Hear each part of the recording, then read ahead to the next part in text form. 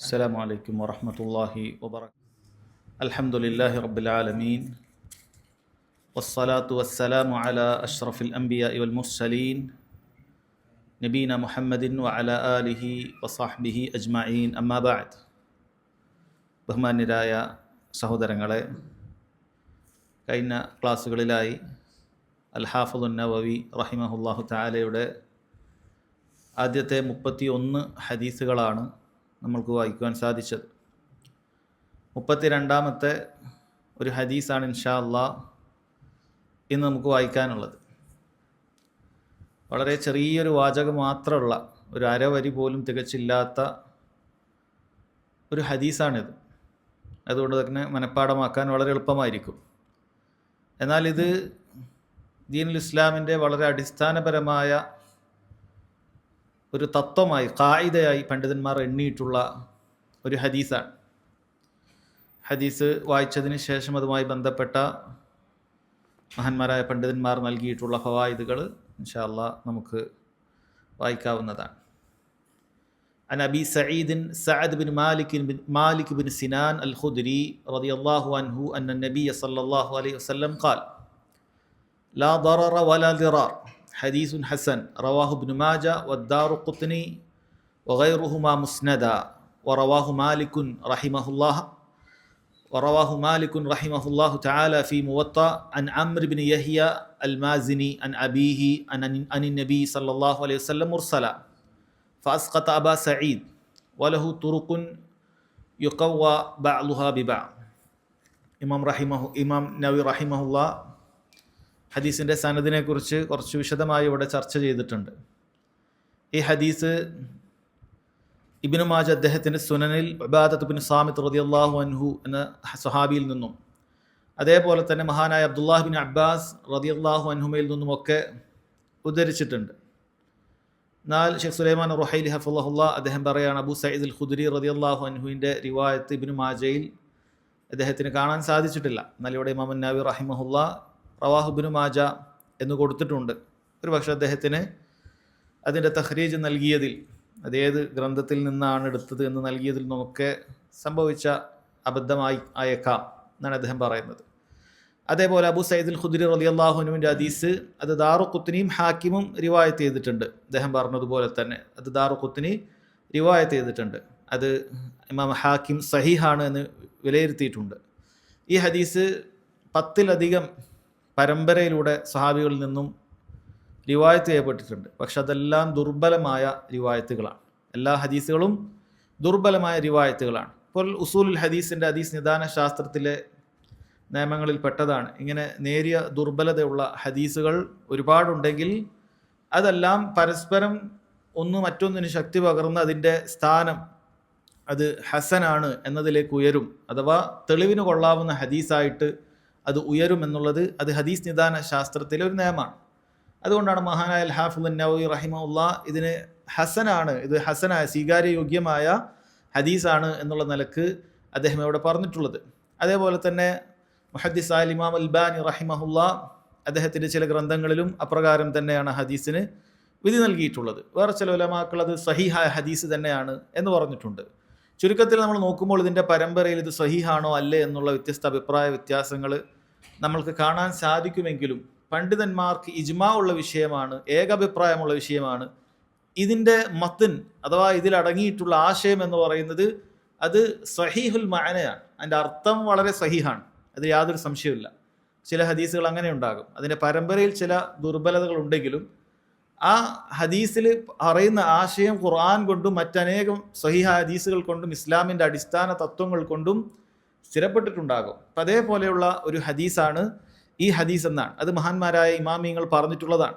അൽ ഇമാം ഇബ്നു അബ്ദുൽ ബർ റഹിമഹുല്ലാ അദ്ദേഹം പറയുന്നുണ്ട്, മഅനാഹു സഹീഹുൻ ഫിൽ ഉസൂലുകളിൽ, അടിസ്ഥാനങ്ങളിൽ ഇതിൻ്റെ ആശയം അർത്ഥം ശരിയാണ് എന്ന് അദ്ദേഹം പറഞ്ഞത് കാണാൻ സാധിക്കും. അൽ ഇമാം ഷൗഖാനി റഹിമഹുല്ലാ അദ്ദേഹം പറയുന്നുണ്ട്, ഇന്നഹു അസ്ലുൻ ശർഈയുൻ ശരീഫുൻ തശ്ഹദു ലഹു കുല്ലിയാത്തുൻ വജുസ്ഇയാത്ത്. ഇതൊരു അടിസ്ഥാനപരമായ ഒരു ഹദീസാണ്. ഈ വിഷയത്തിൽ വന്നിട്ടുള്ളത് ഒരു അടിസ്ഥാനപരമായ ആശയമാണ് ശരീഅത്തിലുള്ളത്. അതിൽ നിന്നും ഒരുപാട് ജുസ്ഇയാത്തുകൾ, അതിൽ നിന്നും ഒരുപാട് ഇതിൽ നിന്നും വരേണ്ട ഒരുപാട് നിയമങ്ങളെ കൂരിത്തിരിഞ്ഞെടുക്കാൻ പറ്റുന്ന ഒരു അടിസ്ഥാനമാണ് എന്ന് അദ്ദേഹം പറഞ്ഞിട്ടുണ്ട്. അതേപോലെ തന്നെ ഇമാം അബൂദാവൂദ് റഹിമഹുല്ല അദ്ദേഹം ദീനുൽ ഇസ്ലാം അത് നിലകൊള്ളുന്ന 5 ഹദീസുകൾ എന്ന് പറഞ്ഞതിൽ ഈ ഹദീസിനെ പരിഗണിച്ചത് കാണാൻ സാധിക്കും. ഇതെല്ലാം ഈ ഹദീസ് കേവലം അതിൻ്റെ ആശയം സ്വഹീഹാണ് എന്നത് മാത്രമല്ല, മറിച്ച് ദീനുൽ ഇസ്ലാമിൽ തന്നെ വളരെ അടിസ്ഥാനപരമായ ആശയങ്ങൾ ഉൾക്കൊള്ളുന്ന ഒരു ഹദീസാണ് എന്ന് പറഞ്ഞത് കാണാൻ സാധിക്കും. അതേപോലെ ഇമാം മാലിക് റഹിമഹുല്ല, ഇമാം അഹ്മദ് റഹിമഹുല്ല പോലെയുള്ള പണ്ഡിതന്മാരെല്ലാം തന്നെ ഇത് വളരെയധികം പുകഴ്ത്തിയിട്ടുള്ള ദീനുൽ ഇസ്ലാമിൻ്റെ അടിസ്ഥാനം ഉൾക്കൊള്ളുന്ന ഹദീസാണ് എന്ന് സഹോദരങ്ങളെ പറഞ്ഞിട്ടുണ്ട്. അതുകൊണ്ട് ഇതിൻ്റെ മത്തിനിൻ്റെ വിഷയത്തിൽ നമുക്കൊരു അഭിപ്രായ വ്യത്യാസം ഉണ്ടാകേണ്ടതില്ല. അത് ശരിയാണോ, പറഞ്ഞ ആശയം ശരിയാണോ എന്ന് നമ്മൾ ചിന്തിക്കേണ്ട കാര്യമില്ല. മറിച്ച് പണ്ഡിതന്മാർക്കിടയിൽ ഇത് ഇജ്മാ ഉള്ള ഏകാഭിപ്രായമുള്ള ഒരു കാര്യമാണ്. അല്ല, അവരിൽ ചിലർ ഇത് ഖവായിദുൽ ഫിഖ്ഹിയല്ല, ഫിഖ്ഹിലെ അടിസ്ഥാനങ്ങൾ ഉണ്ടാകും. ചില അടിസ്ഥാനങ്ങളുടെ കാര്യത്തിലാണ് നമ്മുടെ കർമ്മശാസ്ത്ര നിയമങ്ങളെല്ലാം നീങ്ങുന്നത്. അതിൻ്റെ അടിസ്ഥാനങ്ങളിൽ പെട്ടതാണ് എന്ന് പറഞ്ഞിട്ടുണ്ട്. ചിലർ ഈ ഹദീസിൻ്റെ വാചകങ്ങൾ തന്നെ ഒരു ഖായിദയുടെ പേരാക്കി മാറ്റിയിട്ടുണ്ട്, ലാ ദററ വലാ ദിറാർ എന്നുള്ളത്. വേറെ ചിലർ അദ്ദററു യുസാൽ എന്ന് പറഞ്ഞിട്ടുണ്ട്. എന്താണ് ഈ പറഞ്ഞതിൻ്റെ അർത്ഥം? എന്താണ് ലാ ദററ വലാ ദിറാർ? ഇതിൻ്റെ അർത്ഥം യഥാർത്ഥത്തിൽ ഒറ്റ വാക്കിൽ പറഞ്ഞു തീർക്കാവുന്നതല്ല, മറിച്ച് പണ്ഡിതന്മാർ ഇതിനെ വിശദീകരിക്കുകയാണ് ചെയ്തിട്ടുള്ളത്.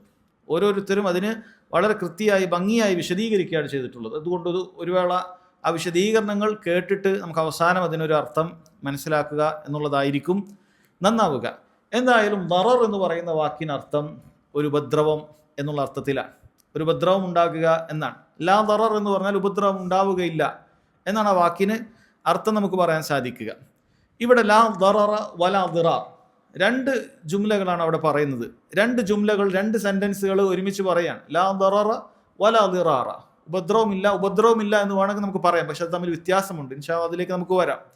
അപ്പോൾ ഈ രണ്ടും ഒരേ അർത്ഥമാണോ ഈ 2 വാക്കിനും 2 സെന്റൻസിനും, അതല്ല വ്യത്യസ്ത അർത്ഥമാണോ എന്നതാണ് പണ്ഡിതന്മാരുടെ ഒന്നാമത്തെ ചർച്ച. ചിലർ പറഞ്ഞത് ഒരേ അർത്ഥം തന്നെയാണ്, അത് തഅക്കീദിന് വേണ്ടി, ഒന്നിനെ ബലപ്പെടുത്തുന്നതിന് വേണ്ടി പറഞ്ഞതാണ്, ഉറപ്പിച്ച് പറഞ്ഞതാണ്. ഒരു ഉപദ്രവവും പാടില്ല എന്ന് ഉറപ്പിച്ച് പറഞ്ഞതുപോലെയാണ് എന്ന് ചില പണ്ഡിതന്മാർ ഇതിനെ പറഞ്ഞിട്ടുണ്ട്. വേറെ ചിലർ പറഞ്ഞു അല്ല, അങ്ങനെയല്ല, മറിച്ച് അത് രണ്ടാമത് പറഞ്ഞത് ആദ്യത്തേതിൽ നിന്നും വ്യത്യസ്തമായ അർത്ഥമാണ്. പിന്നീട് അതിൻ്റെ അർത്ഥത്തെ അവർ വിശദീകരിക്കുന്നുണ്ട്, ഇൻഷാ അല്ലാഹ് നമുക്ക് പറയാം. അപ്പോൾ അങ്ങനെയും പറഞ്ഞിട്ടുണ്ട്. കാരണം അവർ പറയാറുള്ളത് അടിസ്ഥാനം എന്ന് പറഞ്ഞാൽ എന്താണ്, അന്ന തഅസീസ മുഖദ്ദമുൻ അല തഅക്കീദ് എന്ന് പറയും. അഥവാ പുതിയൊരു അർത്ഥം സ്ഥാപിക്കുക എന്നുള്ളതാണ് നേരത്തെ ഉള്ളതിനെ ശക്തിപ്പെടുത്തുക എന്നതിനേക്കാളും ശരിയായി മനസ്സിലാകുന്നത് എന്നാണ് അവർ അതിനെക്കുറിച്ച് പറഞ്ഞത്. എന്ന് നോക്കൂ സഹോദരങ്ങളെ, ഇതിനവർ പറഞ്ഞിട്ടുള്ള വ്യത്യസ്തങ്ങളായ അർത്ഥ തലങ്ങളിലേക്ക് നമുക്ക് പോകാം.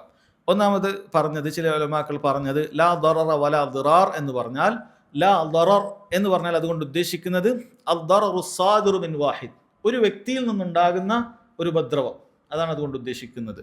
ഒരു വ്യക്തിയിൽ നിന്നുണ്ടാകുന്ന ഉപദ്രവത്തിനാണ് ലാ ദറർ എന്ന് പറയുന്നത്. വലാ ദിറാർ എന്ന് പറയുന്നത് അദ്ദററു സാദിറു മിൻ അക്സരി മിൻ വാഹിദ്, അത് ഒന്നിലധികം ആളുകളിൽ നിന്ന് ഉണ്ടാകുന്നതാണ്. എന്ത് ദിറാർ എന്ന് പറയുന്നത്, ദറർ എന്ന് പറയുന്നത് ഉപദ്രവം ഒരാളിൽ നിന്നുണ്ടാകുന്നതാണ്. അവർ പറയുന്നു അദ്ദററു അൽ ഫർദി, അഥവാ ഒരാളിൽ നിന്നുണ്ടാകുന്നത് അത് മംനു ആണെന്നാണ്, അത് പാടില്ല എന്നുള്ളതാണ് ആദ്യം പറയുന്നത്. ഒരു വ്യക്തിയിൽ നിന്നൊരു ഉപദ്രവം മറ്റൊരാൾക്ക് ഉണ്ടാകാൻ പാടില്ല. അതേപോലെ തന്നെ വദ്ദററുൽ ജമാഇ മംനു, അതേപോലെ ഒരുപാട് ആളുകൾ കൂടി ഒരു ഉപദ്രവം ഉണ്ടാക്കുക എന്നുള്ളത് അതും പാടില്ല. ഇതാണ് ഒരു അർത്ഥമായി പണ്ഡിതന്മാർ പറയുന്നത്. ഒരാൾ ഒറ്റക്കും മറ്റൊരാൾ ഉപദ്രവിക്കാൻ പാടില്ല, കൂട്ടത്തോടു കൂടിയുള്ള ഉപദ്രവങ്ങളും ഉണ്ടാകാൻ പാടില്ല. അഥവാ ദീൻ അത് അനുവദിക്കുന്നില്ല എന്നാണ് പറയുന്നതിൻ്റെ അർത്ഥം. അത് ഉണ്ടാവുകയില്ല എന്ന് പറഞ്ഞാൽ അതിൻ്റെ അർത്ഥം ദീൻ അത് അനുവദിക്കുന്നില്ല, ദീനിൽ അങ്ങനെ ഒന്നില്ല എന്നാണ്. വേറെ ചില ഉലമാക്കൾ രണ്ടാമതായി അർത്ഥം പറഞ്ഞത് ലാ ദററ എന്ന് പറഞ്ഞാൽ ലാ ദററ മുസാവിയൻ ഔ റാജിഹൻ മഅജൽ ബിൽ മസ്ലഹ, അഥവാ ഒരു ഉപദ്രവം ഉണ്ടാകുന്ന സമയത്ത് അതേപോലത്തെ ഒരു ഉപദ്രവം വേറെ ഉണ്ടാവുകയോ അതല്ലെങ്കിൽ അതിനേക്കാൾ ഏറെ ഉപദ്രവം വേറെ ഉണ്ടാവുകയോ ചെയ്താൽ, ആ ഉപദ്രവം ഒരു കാര്യം ചെയ്യുന്ന സമയത്ത് അത് ഒരു ഉപദ്രവമാണ്. ആ ഒരു കാര്യം ചെയ്യുന്ന സമയത്ത് അവിടെ എന്ത് ചെയ്യാണ്, എന്തെങ്കിലും ഉപകാരം ഒരാൾ ചെയ്യാൻ പോകുന്ന സമയത്ത് അതിനേക്കാൾ ഏറെ ഉപദ്രവം അവിടെ വരികയാണെങ്കിൽ അതവിടെ പാടില്ല എന്നാണ് പറയുന്നത്. ഷെയ്ഖ് സുലൈമാൻ റുഹൈലി ഹഫ്ളഹുല്ലാ പറയുന്നത് കാണാൻ സാധിക്കും. അദ്ദേഹം പറയുന്നു, ഇദാ അറാദൽ ഇൻസാനു അൻ യജ്ലിബ മസ്ലഹത, ഒരു മനുഷ്യൻ എന്തെങ്കിലുമൊക്കെ ഒരു ഉപകാരം കൊണ്ടുവരാൻ സാധിക്കുക, വകാന യുഖാരിനു ഹാദിഹിൽ മസ്ലഹ ദററുൻ യുസാവിഹ ഔ ദററുൻ അലാ മിൻഹ, ഈ ഒരു ഉപകാരം ഒരാൾ ചെയ്യാൻ സാധിക്കുന്ന സമയത്ത്, ചെയ്യാൻ പരിശ്രമിക്കുന്ന സമയത്ത് ഒന്നുകിൽ അതേപോലത്തെ ഒരു ഉപദ്രവം, സമാനമായ ഒരു ഉപദ്രവം പകരം ഉണ്ടാവുകയാണ്, അതല്ലെങ്കിൽ അതിനേക്കാൾ വലിയൊരു ഉപദ്രവം അവിടെ ഉണ്ടാവുകയാണ് എങ്കിൽ അത് പാടില്ല എന്നാണ്. അദ്ദേഹം പിന്നീട് അത് ഒരു ഉദാഹരണത്തിലൂടെ വിശദീകരിക്കുകയാണ്. ഇപ്പോൾ നമ്മൾ വീട്ടിലേക്ക് ഒരാളൊരു ടെലിവിഷൻ കൊണ്ടുവരികയാണ് എന്ന് വിചാരിക്കുക. അപ്പോൾ ടെലിവിഷൻ കൊണ്ടുവരുന്ന സമയത്ത് ഇയാളുടെ ഉദ്ദേശം എന്താണ്? ഇവിടെ വന്ന് നമുക്ക് നല്ല ദീനിയായ ക്ലാസ്സുകളൊക്കെ കേൾക്കാം, നല്ല ദീനിയായ ക്ലാസ്സുകൾ അല്ലേ. പണ്ട് അങ്ങനെയൊക്കെ ഒരുപാട് ആളുകൾ അങ്ങനെ CD ഒക്കെ ഉള്ള കാലത്തൊക്കെ കൊണ്ടുവന്ന് അങ്ങനെ വീട്ടിൽ കൂട്ടത്തോടെ ഇരുന്ന് ക്ലാസ്സുകളൊക്കെ കേൾക്കാറുണ്ടായിരുന്നു. അപ്പം അങ്ങനെ ഒരു ഉദ്ദേശത്തിന് ഒരാൾ വീട്ടിലൊരു TV കൊണ്ടുവരികയാണ്. പക്ഷേ അത് കൊണ്ടുവരുന്ന സമയത്ത് നോക്കുമ്പോൾ ഇപ്പുറത്തുനിന്ന് വേറെ ചില എന്ത് ചെയ്യാണ്, അനാവശ്യമായിട്ടുള്ള കാര്യങ്ങൾ കണ്ടുകൊണ്ടിരിക്കുകയാണ്. അഥവാ സമയം കൊല്ലുന്നതായ ഒരുപാട് കുട്ടികൾ കാർട്ടൂൺ കാണുന്നു, അതല്ലെങ്കിൽ ആ നിലക്കുള്ള ഗെയിമുകളിലേക്ക് പോകുന്നു. ഇങ്ങനെ ഈ TV ഉപയോഗപ്പെടുത്തുന്ന ഒരവസ്ഥ വരികയാണ്. ഇനി വേള അതിനേക്കാളും അബദ്ധ തലങ്ങളിലേക്ക് പോകുന്ന അവസ്ഥ, ഇസ്ലാം തികച്ചും നിഷിദ്ധമാക്കിയിട്ടുള്ള സിനിമ, സംഗീതം പോലെയുള്ള കാര്യങ്ങളിലേക്ക് ആളുകൾ പോകുന്നു എന്ന് വിചാരിക്കുക. അപ്പോൾ ഒരു ഉപകാരം കൊണ്ടുവരാൻ നോക്കിയപ്പോൾ ഒന്നുകിൽ അതേപോലത്തെ തത്തുല്യമായൊരു ഉപദ്രവമാണ് അവിടെ വരുന്നത്, അല്ലെങ്കിൽ അതിനേക്കാളും വലിയ ഉപദ്രവമാണ് അവിടെ വരുന്നതെങ്കിൽ അത് പാടില്ല എന്നാണ് അതുകൊണ്ട് ലാ ദററ എന്നുകൊണ്ട് ഉദ്ദേശിക്കുന്നത്. അതായത് ഒരു മസ്ലഹത്ത് ഉണ്ടാക്കാൻ പോയിട്ട് അതിനേക്കാളും വേറെ ഉപദ്രവങ്ങളും അല്ലെങ്കിൽ അതിനേക്കാൾ കൂടുതൽ ഉപദ്രവങ്ങളും ഉണ്ടെങ്കിൽ അത് പാടില്ല. അതാണ് ലാ ദററ എന്ന് പറഞ്ഞ വാക്കിനർത്ഥം. വലാ ദിറാർ എന്ന് പറയുന്നത് ലാ ദററ മിൻ ഗൈരി ജൽബിൽ മസ്ലഹ, ഒരു ഉപകാരമില്ല, ഉപദ്രവം മാത്രം. ഒരു കാര്യം കൊണ്ടുവരുമ്പോൾ ഒരു ഉപദ്രവം മാത്രം. അപ്പോൾ ചുരുക്കി പറഞ്ഞാൽ നിങ്ങൾ എന്തെങ്കിലുമൊക്കെ ഒരു കാര്യം, ഒരു നന്മ കൊണ്ടുവരാൻ സമയത്ത് അവിടെ ഉപദ്രവങ്ങൾ ഉണ്ടെങ്കിൽ, അല്ലെങ്കിൽ സമാനമായ ഉപദ്രവങ്ങൾ അല്ലെങ്കിൽ അതിനേക്കാൾ ഉപദ്രവങ്ങൾ ഉണ്ടെങ്കിൽ അത് പാടില്ല. അതേപോലെ തന്നെ ഒരു ഉപകാരവും ഇല്ലാത്ത ഉപദ്രവങ്ങളും പാടില്ല. അപ്പോൾ ഉപകാരമുള്ള ഉപദ്രവം അതോടൊപ്പം ഉപകാരമില്ലാത്ത ഉപദ്രവം രണ്ടും പാടില്ല എന്നാണ് ലാ ദററ വലാ ദിറാർ എന്നുകൊണ്ട് ഉദ്ദേശിക്കുന്നത്. മൂന്നാമതായി അവർ പറയുന്നത് ലാ ദററ വലാ ദിറാർ എന്ന് പറയുന്നത്, ലാ ദററക്ക് അർത്ഥം അവർ പറഞ്ഞത് അൽ ദററു ഹുവല്ലദീ ഫീഹി ലക മസ്ലഹ വഅലാ ഗൈരിക മദറ. ദറർ എന്നുകൊണ്ട് ഉദ്ദേശിക്കുന്നത് നിനക്കൊരു ഉപകാരം ഉണ്ടാവും, എന്നാൽ വേറൊരാൾക്ക് ഒരു ഉപദ്രവം ഉണ്ടാകുന്ന രൂപത്തിലുള്ള കാര്യത്തിനാണ് ദറർ എന്ന് പറയുന്നത്. വദ്ദിറാർ എന്ന് പറയുന്നത് ഹുവ ദററു മിൻ ഗൈരി മസ്ലഹത്തിൻ ലക, നിനക്കൊരു ഉപകാരവും ഇല്ല, മറ്റുള്ളവർക്ക് ഉപദ്രവം മാത്രം. അതും ഉദാഹരണ സഹിതം നമുക്ക് പറയാൻ പറ്റുന്നതാണ്. ഉദാഹരണത്തിന് ഒരാൾ എന്ത് ചെയ്യാണ്, തൻ്റെ വീട്ടിൻ്റെ പുറത്തേക്ക് ഒരു കുഴിയെടുക്കുകയാണ്. കുഴിയെടുക്കുന്ന സമയത്ത് ഇവനൊരു ഉപകാരമുണ്ട്. എന്താണ്? ഇവൻ അവിടെ എന്തെങ്കിലും ഇവനെ വേസ്റ്റോ മറ്റോ ഒക്കെ കൊണ്ടുപോയി ഇടാം, ഇവൻ്റെ വീട്ടിൽ നിന്ന് കളയേണ്ട വസ്തുക്കളൊക്കെ ഇടാം. ഇവന് ഉപകാരമുണ്ടോ? ഉപകാരമുണ്ട്, ഇവന് ഉപകാരമുണ്ട്. പക്ഷേ അത് വഴിയിലൂടെ പോകുന്ന ആളുകൾക്ക് അതൊരു ഉപദ്രവമാണ്. കാരണം ആ കുഴിയുള്ളത് കൊണ്ട് ഒരു പക്ഷേ വഴിയിൽ വരുന്ന ഒരാൾ, രാത്രിയോ മറ്റോ വെളിച്ചമൊന്നും ഇല്ലാതെ വരുന്ന ഒരാൾ ആ കുഴിയിൽ പോകാൻ സാധ്യതയുണ്ട്. അതല്ലെങ്കിൽ ആ രൂപത്തിൽ എന്തെങ്കിലുമൊക്കെ ഒരു ഉപദ്രവം അവിടെ ഉണ്ടാക്കുന്നുണ്ട്. ഇവനൊരു ഉപകാരമുണ്ട്, ശരിയാണ്, പക്ഷേ മറ്റുള്ള ആളുകൾക്ക് ഉപദ്രവം ഉണ്ടാകുന്നത്. അതാണ് ലാ ദറർ എന്ന് പറഞ്ഞാൽ അർത്ഥം. അത് നിനക്കൊരു ഉപകാരത്തിന് വേണ്ടി നീ മറ്റുള്ളയാളെ പ്രയാസപ്പെടുത്തുക, അതാണ് ലാ ദറർ. അങ്ങനെ ചെയ്യരുത് എന്നാണ് ഇവിടെ പറയുന്നത്. ഈ പറയുന്ന ഒരുപാട് കാര്യങ്ങൾ സംഭവിക്കും. ഈ കുഴി കുഴിച്ചത് കൊണ്ട് ഇവനൊരു ഉപകാരം ഉണ്ടാകും. ചിലപ്പോൾ അപ്പുറത്തെ വീട്ടിലുള്ള കുട്ടികൾ വീണേക്കാം, അല്ലെങ്കിൽ ഈ പറയുന്ന അപ്പുറത്തെ വീട്ടിലെ ആളുകൾ ആരാണെങ്കിലും അതിലേക്ക് വീണു പോകാനും വാഹനം വീണു പോകാനും ഒക്കെ സാധ്യതയുണ്ട്. അപ്പം അത് പാടില്ല എന്നുള്ളതാണ്. ഇനി വലാ ദിറാർ എന്ന് പറയുന്നത് നിനക്കൊരു മസ്ലഹത്തും ഇല്ല, നിനക്കൊരു ഉപകാരമില്ല, വെറുതെ മറ്റുള്ളവനൊരു ഉപദ്രവം. ആദ്യം പറഞ്ഞ കുഴി വെച്ചത് ഇവന് ഉപകാരമെങ്കിലും ഉണ്ട്, വെറുതെ മറ്റുള്ളവന് ഒരു ഉപദ്രവം ഉണ്ടാക്കുക എന്നുള്ളതാണ്. ഉദാഹരണത്തിന് അവൻ്റെ പോകുന്ന വഴിയിൽ നീ ഒരു എന്താ പറയുക, ആണിയോ കുപ്പിച്ചില്ലുകളോ ഒക്കെ പോകുന്ന വഴിയിൽ നീ വിതറുക, നിനക്ക് വല്ല ഉപകാരമുണ്ട്? അതുകൊണ്ട് ഒരു ഉപകാരമില്ല. നേരത്തെ കുഴി വെച്ചപ്പോൾ ഇവനൊരു ഉപകാരം ഉണ്ടായിരുന്നു, ഇവൻ്റെ വീട്ടിലുള്ള വേസ്റ്റുകളും മറ്റുമൊക്കെ ഇടാമെന്ന ഉപകാരം ഉണ്ടായിരുന്നു. പക്ഷെ മറ്റുള്ളവന് പ്രയാസമാണ്, അത് പാടില്ല എന്ന് ആദ്യം പറഞ്ഞു. ഇവിടെ അതിനേക്കാളും കടുത്തതായ ഒരു അവസ്ഥയാണ്. ഇവനൊരു ഉപകാരം പോലും ഇല്ല, എന്നിട്ട് മറ്റുള്ള ആളെ എന്ത് ചെയ്യാണ്, പ്രയാസപ്പെടുത്തുന്ന കാര്യമാണ്. അപ്പോൾ ഇവിടെ പറയുന്നത് ഈ രണ്ട് നിലക്കും ദീനിൽ പാടില്ല എന്നാണ്. നിനക്ക് ഉപകാരം ഉണ്ടായിട്ട് മറ്റവനെ പ്രയാസപ്പെടുത്താനും പാടില്ല, ഇനി തികച്ചും മറ്റവനെ പ്രയാസപ്പെടുത്തുന്ന ഒരവസ്ഥയും പാടില്ല. ദീൻ ഇത് രണ്ടിനെയും നിഷേധിക്കുന്നു, രണ്ടിനെയും ദീന് എന്ത് ചെയ്യാണ്, വിരോധിക്കുന്നു എന്നാണ് സഹോദരങ്ങളെ അതിന് മറ്റൊരർത്ഥമായി പറയുന്നത്. വേറെ ചില ഉലമാക്കൾ പറഞ്ഞത്, ഇതിപ്പോൾ 4 ഞാൻ പറഞ്ഞു, വേറെ ചില ഉലമാക്കൾ പറയുന്നതിന് ലാ ദററ എന്ന് പറഞ്ഞാൽ ലാ യജൂസു ലിൽ മുസ്ലിമി അൻ യദുറ നഫ്സഹ്, ഒരു മുസ്ലിമിന് സ്വന്തത്തിന് ഉപദ്രവിക്കാൻ പാടില്ല. അതാണ് ലാ ദററ എന്നുകൊണ്ട് ഉദ്ദേശിക്കുന്നത്. വലാ ദിറാർ എന്നുകൊണ്ട് ഉദ്ദേശിക്കുന്നത് യഅനി ലാ യജൂസു അൻ യദുറ ഗൈറഹ്, മറ്റൊരാളെ ഉപദ്രവിക്കാൻ പാടില്ല എന്നാണ്. ഒരു ഉദാഹരണ സഹിതം പറയാം. ഇപ്പോൾ ഒരാൾ എന്തെങ്കിലുമൊക്കെ ഉപദ്രവകരമായ വിഷം അത് കഴിക്കുക എന്ന് പറയുന്നത് സ്വന്തത്തിന് ഉപദ്രവം ഉണ്ടാക്കുന്ന കാര്യമാണ്, യാതൊരു സംശയമില്ല. ഒരാൾ വിഷം കഴിക്കുകയാണ്, അയാൾക്ക് ശരീരത്തിന് ദോഷമുണ്ടാകുന്ന എന്തെങ്കിലുമൊക്കെ വിഷമോ അല്ല അങ്ങനെയെങ്കിലും അയാൾക്ക് എഴുതപ്പെടാത്തതായ എന്തെങ്കിലുമൊക്കെ മരുന്നുകളൊക്കെ ഒരാൾ അറിഞ്ഞുകൊണ്ട് കഴിക്കുകയാണ്, അത് അയാൾ കഴിച്ചുകൊണ്ട് നിൽക്കുകയാണ്, ഒരു ആവശ്യമില്ല, അതിനൊരു ഉപകാരമില്ല. അതാണ് എന്ന് പറയുന്നത് സ്വന്തത്തിന് നീ ഉപദ്രവിക്കരുത്, ലാ ദറർ എന്ന് പറഞ്ഞതിനർത്ഥം. വലാ ദിറാർ എന്ന് പറഞ്ഞാൽ മറ്റുള്ളവനെ ഉപദ്രവിക്കുക, സ്വന്തത്തിന് ഉപദ്രവിക്കുന്നതോടൊപ്പം മറ്റുള്ളവനെ ഉപദ്രവിക്കുക. അങ്ങനെ ഒരു ഉദാഹരണമായിരിക്കാണ് പറയാൻ പറ്റുക. ഒരാൾ സ്വന്തത്തിനെ ഉപദ്രവിക്കുന്നു, മറ്റുള്ളൊരുത്തനെ ഉപദ്രവിക്കുന്നു. സമൂഹത്തിൽ വളരെ വ്യാപിച്ചിട്ടുള്ള ഒരു ദിശയിലാണത്. എന്താണത്? പുകവലി. അത് തന്നെയാണ് ഷെയ്ഖ് സുലൈമാൻ റുഹൈലി ഹഫിളഹുല്ലാ എടുത്തു കൊടുത്തിട്ടുള്ളത്. അത് വളരെ അറിയപ്പെട്ട ഒരു കാര്യമാണ്. അഥവാ പുകവലിക്കുന്ന വ്യക്തി സ്വന്തത്തിന് ഉപദ്രവം ഉണ്ടാക്കുന്നു, യാതൊരു സംശയമില്ലാത്ത കാര്യമാണ്. അതോടൊപ്പം തന്നെ ചുറ്റുമുള്ള ആളുകൾക്കൊക്കെ ഉപദ്രവമാണ്, അല്ലേ?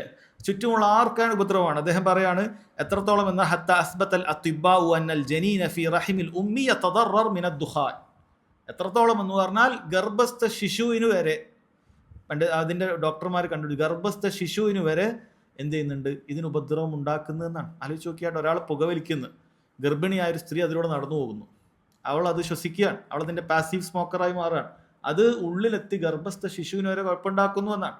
അതല്ലെങ്കിൽ ഈ സ്ത്രീയുടെ ഭർത്താവ് ഒരു പുകവലിക്കാരനായിരിക്കും, ഭർത്താവ് സ്ത്രീയോടൊപ്പം വരികയാണ്, ഭർത്താവിന് നിശ്വാസം എങ്ങനെയാലും ബാക്കിയുണ്ടാവും. ഇയാളെ ആളെ പറ്റിക്കാൻ വേണ്ടി എന്തെങ്കിലുമൊക്കെ വായു കഴുകുന്ന വല്ല ബബിൾ ഗോല അങ്ങനെയൊക്കെ ആളുകളെ പറ്റിക്കുക, ആളുകളുടെ മുന്നിൽ എന്ത് ചെയ്യണം, അല്പം മാന്യനായി നടക്കാൻ അങ്ങനെയൊക്കെ ആളുകൾ ചെയ്യാറുണ്ട്.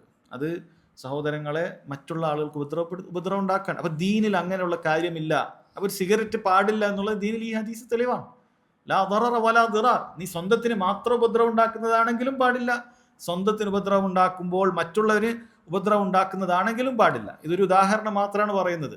ഇതേപോലെ ഒരുപാട് ഉദാഹരണങ്ങൾ നമുക്ക് വേറെയും നിത്യജീവിതത്തിലൊക്കെ കാണാൻ പറ്റും. അതായത് ഈ ഹദീസ് ഒരുപാട് സ്ഥലങ്ങളിൽ നമുക്ക് ഉപയോഗിക്കാൻ പറ്റുന്ന ഒരു കാര്യമാണ്. നമ്മൾ ഈ പറയുന്ന ഓരോ ആശയങ്ങളും നമുക്കത് പാടില്ല എന്നാണ്. വേറൊരു ആറാമത്തൊരു ഒരു തഫ്സീറായിട്ട് അല്ലെങ്കിൽ ഒരു വിശദീകരണമായിട്ട് പണ്ഡിതന്മാർ പറഞ്ഞത് ലാ ദററ എന്ന് പറഞ്ഞാൽ ഹുവ ഈഖാഉൽ ദററി മിൻ ഗൈരി ജുർം ഐ മിൻ ഗൈരി ഖസ്ദ്.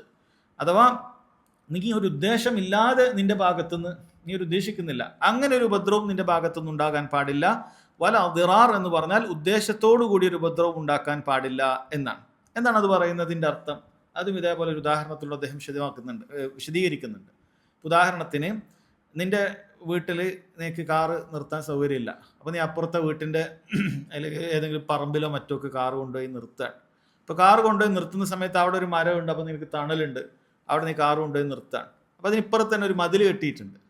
മതിലൊരു ദുർബലമായ ഒരു മതിലാണെന്ന് വിചാരിക്കുക. നീ തണലിന് വേണ്ടി ആ മതിലിൻ്റെ അടുത്താണ് മരം ഉള്ളത്, അതുകൊണ്ട് അവിടെ കൊണ്ടുപോയി നീ കാറ് പാർക്ക് ചെയ്തു. ഈ വണ്ടിയുടെ വെയിറ്റ് കാരണത്താൽ, ചിലപ്പോൾ നിന്റെ വണ്ടി വല്ല കല്ലും വണ്ടിയോ അല്ലെങ്കിൽ വലിയ ലോറിയോ ഒക്കെ ആയിരിക്കാം, അല്ലെങ്കിൽ നല്ല വെയിറ്റുള്ളൊരു വണ്ടി ആയത് കാരണത്താൽ ഈ മതിൽ ഇടിഞ്ഞുപോയി. ഇവിടെ മതിലിടിഞ്ഞ് പൊളിക്കണം എന്നുള്ളത് നീ എന്ത് ചെയ്തിട്ടില്ല, ഉദ്ദേശിച്ചിട്ടില്ല. അതാണ് ലാ ദററ എന്ന് പറയുന്നത്. ഉദ്ദേശിക്കാതെ മറ്റൊരാൾക്ക് ഉപദ്രവം ഉണ്ടാക്കുക എന്ന് പറയുന്നത് അതും പാടില്ല എന്നാണ്. അത് പാടില്ല എന്ന് പറഞ്ഞാൽ ഇവിടെ എന്താ ചെയ്യേണ്ടത്? അങ്ങനെ സംഭവിച്ചാലും അത് ദീൻ എന്ത് ചെയ്യുന്നുണ്ട്, അതിന് ലമാന് കൊടുക്കാൻ, അതിന് നീ എന്ത് ചെയ്യണം, അതിന് പകരമായിട്ട് നീ മതിൽ കെട്ടിക്കൊടുക്കൽ നിന്റെ ബാധ്യതയാണ്. ഞാൻ ഉദ്ദേശിച്ചിട്ടില്ല എന്ന് പറഞ്ഞാൽ അവിടെ ഒഴിയാൻ പറ്റൂല. നിനക്ക് കുറ്റമില്ല. എന്തുകൊണ്ട്? അള്ളാഹുവിൻ്റെ അടുക്കൽ നിനക്ക് കുറ്റമില്ല. കാരണം നീ മനഃപൂർവ്വം ചെയ്തതല്ല, അതുകൊണ്ട് അള്ളാഹുവിൻ്റെ അടുക്കൽ കുറ്റമില്ല. പക്ഷേ ഇവിടെ നീ ഉദ്ദേശിക്കാതെ ചെയ്ത ഒരു ദററാണെങ്കിലും ശരി, അതിൻ്റെ എന്ത് ചെയ്യേണ്ടതുണ്ട്, അത് മാറ്റിക്കൊടുക്കേണ്ടത് നിന്റെ ഉത്തരവാദിത്തമാണ്. ഉദാഹരണത്തിന് വേറൊരു ഉദാഹരണം പറയാം. ഒരാൾ നല്ലൊരു മാങ്ങ കണ്ടപ്പോൾ മാങ്ങയ്ക്ക് കല്ലെറിഞ്ഞു. മാങ്ങ കല്ലെറിയുന്ന വ്യക്തിക്ക് മാങ്ങ കിട്ടണം എന്നുള്ള ഒറ്റ ഉദ്ദേശമേ ഉള്ളൂ. പക്ഷേ ഈ കല്ല് മാങ്ങ കൊണ്ടില്ല, മരത്തിലും കൊണ്ടില്ല, അപ്പുറത്ത് പോയി വീട്ടിലത്തെ ജനലിന് കൊണ്ടു അല്ലെങ്കിൽ നിർത്തിയിട്ട കാറിന് കൊണ്ടു. അവിടെ ലാ ദറർ, ഉദ്ദേശിക്കാതെ ഉണ്ടായൊരു ദററാണ്. അതിനെനിക്ക് കുറ്റമില്ല, കാരണം നീ മനഃപൂർവ്വം അത് ചെയ്തതല്ല. ഒരാളെ കാറിൻ്റെ ചില്ല് പൊളിക്കണമെന്നോ വീട്ടിൻ്റെ ചില്ല് പൊളിക്കണമെന്നോ അല്ലെങ്കിൽ ഒരാളെ തലമണ്ട പൊളിക്കണമെന്നോ ഒന്നും നീ ഉദ്ദേശിച്ചിട്ടില്ല. പക്ഷെ ഇതിൽ ഏതെങ്കിലും ഒന്ന് സംഭവിച്ചു, നടന്നു പോകുന്ന ഒരാളുടെ തലയിൽ തട്ടി ചോര വന്നു, അതല്ലെങ്കിൽ ഈ കാറിന് പൊട്ടി, ചില്ല് പൊട്ടി, വീട്ടിൻ്റെ ചില്ല് പൊട്ടി. ഇവിടെ എന്ത് ചെയ്യേണ്ടതുണ്ട്? അതിന് നഷ്ടപരിഹാരം നീ നൽകേണ്ടതുണ്ട്. നഷ്ടപരിഹാരം നീ നൽകേണ്ടതുണ്ട്. കാരണം ദീനിൽ നീ ഉദ്ദേശിക്കാതെ ഉണ്ടാക്കിയ ഉപദ്രവത്തിനും നീ ഉത്തരവാദിത്വം നിനക്കുണ്ട്. അതിന് പരിഹാരം എന്നുള്ള നിലക്ക് ഉത്തരവാദിത്തമുണ്ട്. നിനക്ക് കുറ്റമില്ല, കാരണം നീ അത് ഉദ്ദേശിച്ചിട്ടില്ല. വല ദിറാർ എന്ന് പറഞ്ഞാൽ നേരെ തിരിച്ച്, ഒരാൾ ഉദ്ദേശിച്ച് ഉപദ്രവിക്കുക എന്ന് പറയുന്നത്. ഈ പറഞ്ഞത് തന്നെ അപ്പുറത്തെ വീട്ടിൽ കല്ലെറിഞ്ഞ് ഒളിക്കുക, അല്ലെങ്കിൽ വേറൊരു നിലക്ക് വേറൊരാൾ ഉപദ്രവിക്കുക, ഇങ്ങനെയുള്ള ഉപദ്രവങ്ങൾ. ഇതൊക്കെ സഹോദരങ്ങളെ ഈ ഹദീസിൻ്റെ ഈ ലാ ദററ വലാ ദിറാറിൻ്റെ വ്യത്യസ്ത അർത്ഥതലങ്ങളായി പണ്ഡിതന്മാർ പറഞ്ഞിട്ടുണ്ട്. ഷെയ്ഖ് സുലൈമാൻ റുഹൈലി ഹഫളഹുല്ലാഹ് അദ്ദേഹം പറയുന്നു, വതഹ്ഖീഖു അന്ന കുല്ല ഹാദിഹി മുറാദത്തുൻ ഫി ഹദീസ് റസൂലുള്ളാഹി സ്വല്ലല്ലാഹു അലൈഹി വസല്ലം ഫദ്ദററു മംനൂഉൻ ശർഅൻ അലാ കുല്ലി ഹാൽ. ഇതെല്ലാം നബി സല്ലല്ലാഹു അലൈഹി വസല്ലമയുടെ ഹദീസിൽ ഉദ്ദേശിക്കപ്പെട്ടിട്ടുണ്ട്. അതുകൊണ്ട് തന്നെ ദീനിൽ എല്ലാ അവസ്ഥയിലും ദറർ ഉണ്ടാക്കുക, ഒരു ഉപദ്രവം ഉണ്ടാക്കുക എന്നുള്ളത് മംനൂആണ്, പാടില്ലാത്ത കാര്യമാണ് എന്നാണ്. നമ്മൾ പല അർത്ഥവും പറഞ്ഞു. എന്തൊക്കെയാണ് പറഞ്ഞത്? നമ്മൾ ഒന്നാമത് പറഞ്ഞ്, ഒരാൾ ഒറ്റയ്ക്ക് ഉപദ്രവിക്കുന്നതാണെങ്കിലും ശരി, കൂട്ടത്തോട് ഉപദ്രവിക്കുന്നതാണെങ്കിലും ശരി, അത് പാടില്ലാത്ത കാര്യമാണ്. അതേപോലെ തന്നെ ഒരാൾ സ്വന്തത്തിനെ ഉപദ്രവിക്കുന്നതാണെങ്കിലും ശരി, മറ്റുള്ളവനെ ഉപദ്രവിക്കുന്നതാണെങ്കിലും ശരി, അത് പാടില്ലാത്ത കാര്യമാണ്. ഒരാൾ മനഃപൂർവ്വം ചെയ്യുന്നതാണെങ്കിലും ശരി, അതല്ലാതെ അബദ്ധം പറ്റിയതാണെങ്കിലും ശരി, അത് പാടില്ലാത്ത കാര്യമാണ്. അതേപോലെ സഹോദരങ്ങളെ വേറെയും ഒരാൾ നിന്നെ ഇങ്ങോട്ടേക്ക്, പണ്ഡിതന്മാർ പറഞ്ഞു, നിന്നെ ഇങ്ങോട്ടേക്ക് ഉപദ്രവിക്കുന്ന ഒരു ഇതും കൂടി പറഞ്ഞിട്ടുണ്ട്. നിന്നെ ഇങ്ങോട്ടേക്ക് ഉപദ്രവിക്കുന്നത് ആ സമയത്ത് നീ അങ്ങോട്ടേക്ക് ഉപദ്രവിക്കുന്നതാണെങ്കിലും അത് പാടില്ല. അതേപോലെ തന്നെ നീ ഒരു ഉപദ്രവം ആരംഭിക്കുന്നതാണെങ്കിലും പാടില്ല. അഥവാ ലാ ദററ ഇബ്തിദാഅൻ, അത് പാടില്ല. അതേപോലെ തന്നെ ലാ ദററ അൻ തുഖാബില ദറർ, അതുപോലെ തന്നെ അൻ തുഖാബില ദറർ ബിൽ ദറർ. ഒരാൾ ഇങ്ങോട്ട് ഉപദ്രവിച്ചാൽ അങ്ങോട്ട് ഉപദ്രവിക്കാൻ പാടില്ല. ഇങ്ങോട്ട് ഉപദ്രവിച്ചാൽ നമ്മൾ അങ്ങോട്ട് അതേപോലെയുള്ള ഉപദ്രവങ്ങൾ ചെയ്യാൻ പാടില്ല. അല്ല, ഒരാൾക്ക് ഇങ്ങോട്ട് കിട്ടിയാൽ അതിൻ്റെ ഹക്ക് അങ്ങോട്ടുണ്ട്, അതിൻ്റെ ഹക്ക് തിരിച്ചങ്ങോട്ടുണ്ട്. പക്ഷേ അത് ഉപദ്രവം ഉണ്ടാക്കുന്ന രൂപത്തിൽ അയാൾക്ക് അതിനേക്കാൾ കൂടുതൽ ചെയ്യുക എന്നുള്ളത് പാടില്ലാത്ത കാര്യമാണ്. അപ്പോൾ അതിന് പ്രത്യേകം ചില ഉദാഹരണങ്ങളൊക്കെ ഉണ്ട്. അങ്ങനെ ഇങ്ങോട്ട് തന്നാലും അങ്ങോട്ട് പാടില്ലാത്തതായ ചില കാര്യമുണ്ട്. ഒരാൾ നിന്നെ ഇങ്ങോട്ട് ശപിച്ചാൽ നിനക്ക് അങ്ങോട്ട് ശപിക്കാൻ പാടില്ല. കാരണം പരസ്പരം ശപിക്കുക, ലഅനക്കല്ലാ, അള്ളാഹു നിന്നെ ശപിക്കട്ടെ, ആ രൂപത്തിൽ പറയാൻ പാടില്ല. അല്ലെങ്കിൽ ഒരാൾ നിന്റെ വാപ്പയെ ചീത്ത വിളിച്ചു, തിരിച്ച് അവൻ്റെ വാപ്പയെ ചീത്ത വിളിക്കാൻ പാടില്ല. അത് ഹദീസിൽ നേരെ വിലക്ക് വന്ന കാര്യമാണ്. അത് നിനക്ക് അങ്ങനെ ഹക്കില്ല. അതാണ് അതുകൊണ്ട് ഉദ്ദേശിക്കുന്നത് എന്നൊക്കെ പണ്ഡിതന്മാർ പറഞ്ഞിട്ടുണ്ട്. അപ്പോൾ ഈ വ്യത്യസ്ത അർത്ഥങ്ങൾ സഹോദരങ്ങളെ പറഞ്ഞിട്ടുണ്ട്. ഇനി അതിൻ്റെ വിശദീകരണത്തിലേക്ക് അദ്ദേഹം പോവുകയാണ്. ലാ ദററ വലാ ദിറാർ. ദറർ ഇല്ല എന്ന് പറഞ്ഞാൽ അതുകൊണ്ട് ഉദ്ദേശിക്കുന്ന എന്താണ്? അതുകൊണ്ട് ഉദ്ദേശിക്കുന്ന ജനങ്ങൾ ആരും ഉപദ്രവിക്കുന്നില്ല എന്നുള്ളതല്ല, മറിച്ച് ലാ ദററ വാക്യം ഷറയിൽ ദറർ അനുവദിക്കുന്നില്ല എന്നാണ് അതുകൊണ്ട് ഉദ്ദേശിക്കുന്നത്. ഷറയിൽ അത് അനുവദിക്കുന്നില്ല എന്നാണ് ഉദ്ദേശിക്കുന്നത്. അന്ന ശറഅ യംനഉ ദററ ഖബ്ല വുഖൂഇഹി, ഒരു ദറർ സംഭവിക്കുന്നതിന് മുമ്പ് എന്ത് ചെയ്യാണ്? ശറഅ അത് വിലക്കുകയാണ്. വയുഹരിമു ഈഖാഅ ദററി ഖബ്ല വുഖൂഇഹി, ഒരു ഏതൊരു ദററും ഉണ്ടാകുന്ന സംഭവിക്കുന്നത് ദറർ അത് ശറഅ വിലക്കുന്നുണ്ട്. വയുസീലുഹു ബഅദ വുഖൂഇഹി, ഒരു ദറർ ഉണ്ടായാൽ ശറഅ എന്ത് താല്പര്യപ്പെടുന്നു? അത് നീക്കണം. അദ്ദറർ യുസാൽ, ഒരു ദറർ അവിടെ ഉണ്ടായിക്കഴിഞ്ഞാൽ അത് നീക്കണം എന്നാണ് ശറഅ താല്പര്യപ്പെടുന്നത്. അഥവാ ഒരു ദറർ, ശരീഅത്തിൽ എവിടെയും ഒരു ദറർ ഇല്ല എന്നാണ് അതുകൊണ്ട് ഉദ്ദേശിക്കുന്നത്. ശരീഅത്തിൽ, ദീനുൽ ഇസ്ലാമിൽ ഒരു ഉപദ്രവം ഉണ്ടാക്കുന്ന കാര്യം എവിടെയുമില്ല. അതിന് ഇബാദത്തിന്റെ കാര്യങ്ങളിലുമില്ല, മുആമലത്തുകളിലുമില്ല, എവിടെയും അങ്ങനെ ദീനുൽ ഇസ്ലാമിൽ ദററുകളില്ല എന്നാണ്. ഇവിടെ ലാ എന്ന് പറഞ്ഞാൽ പൊതുവെ ഇല്ല എന്നുള്ള അർത്ഥത്തിലാണ് അറബി ഭാഷയിൽ ഉപയോഗിക്കുന്നത്. ലാ ദററ എന്ന് പറഞ്ഞാൽ ദറർ ഇല്ല എന്നാണ്. പക്ഷേ പണ്ഡിതന്മാർ അത് പറയുന്നത് അങ്ങനെയുള്ള ഉപയോഗം അത് നഫീനെ, ആ നഫിയായി ഉപയോഗിച്ച, നിഷേധം ഉപയോഗിച്ചത് അത് വിലക്കിനെ അറിയിക്കുന്നു എന്നാണ്. അവർ പറയാറുള്ളത് വഹാദ മിൻ അബ്ലഗി സിയഗി തഹ്രീം, ഒരു കാര്യം നിഷിദ്ധമാക്കുന്നതിന് ഏറ്റവും സ്ട്രോങ് ആയിട്ടുള്ള ശക്തമായ രീതിയിലുള്ള ഒരു ശൈലിയാണ് അവിടെ സ്വീകരിച്ചിട്ടുള്ളത് എന്നാണ്. അപ്പം അത് ഒരാൾ ഇപ്പം ഇങ്ങനെ പറയാണ് സെയ്ദ് പോകുന്നില്ല എന്നൊരാൾ പറയാണ്, അതിൻ്റെ അർത്ഥം സെയ്ദ് പോകരുതെന്ന് വളരെ സ്ട്രോങ് ആയി പറഞ്ഞാണ്. ലാ യദ്ഹബ് സെയ്ദ് പോകൂല എന്ന് വാപ്പ പറയാണ്. സെയ്ദ് പോകൂല എന്ന് പറഞ്ഞാൽ അതുകൊണ്ട് ഉദ്ദേശിക്കുന്നത് ഭയങ്കര സ്ട്രോങ്ങിൽ വാപ്പ പറഞ്ഞതുണ്ട്. നമ്മുടെ നാട്ടിൽ ചിലപ്പോൾ ആ രൂപത്തിലൊക്കെ പറയും. പോകില്ല എന്ന് പറഞ്ഞു കഴിഞ്ഞാൽ പോകരുത് എന്ന് പറയുന്നതിനേക്കാളും വളരെ സ്ട്രോങ് ആണ് ആ പ്രയോഗം. അതാണ് ഇവിടെ ഉദ്ദേശിക്കുന്നത്. ഒരാൾ പോകൂല എന്ന് പറഞ്ഞാൽ എന്താണ്? അത് പോകരുത്, ഞാൻ വളരെ ശക്തമായി നിന്നെ വിലക്കുകയാണ് എന്ന രീതിയിൽ പറയുന്നതാണ്. അപ്പം അതേപോലെയാണ് ഇവിടെ ലാ ദറർ സംഭവിക്കുന്നില്ല എന്ന് പറഞ്ഞാൽ സംഭവിക്കരുത് എന്നുള്ളത് വളരെ ശക്തമായി പറയാണ്. ഏതുപോലെ ഇങ്ങനെ പറയാണ്, ഒരാൾ ലാ യലീഖു ബിൽ മുഅ്മിനീന അയ്യഖ അദ്ദററു മിൻഹും ഔ ബൈനഹും, ഒരു മുഅ്മിന്റെ ഭാഗത്ത് നിന്ന് പരസ്പരം അങ്ങോട്ടോ ഇങ്ങോട്ടോ അല്ലെങ്കിൽ സ്വന്തത്തിന് ഒരു ഉപദ്രവം ഉണ്ടാക്കുക എന്നുള്ളത് മുഅ്മിന് യോജിച്ചതല്ല എന്ന് പറഞ്ഞാൽ അത് മുഅ്മിന്റെ വിശേഷണത്തിൽ പെട്ടതല്ല എന്നാണ് സഹോദരങ്ങളെ അതുകൊണ്ട് ഉദ്ദേശിക്കുന്നത്.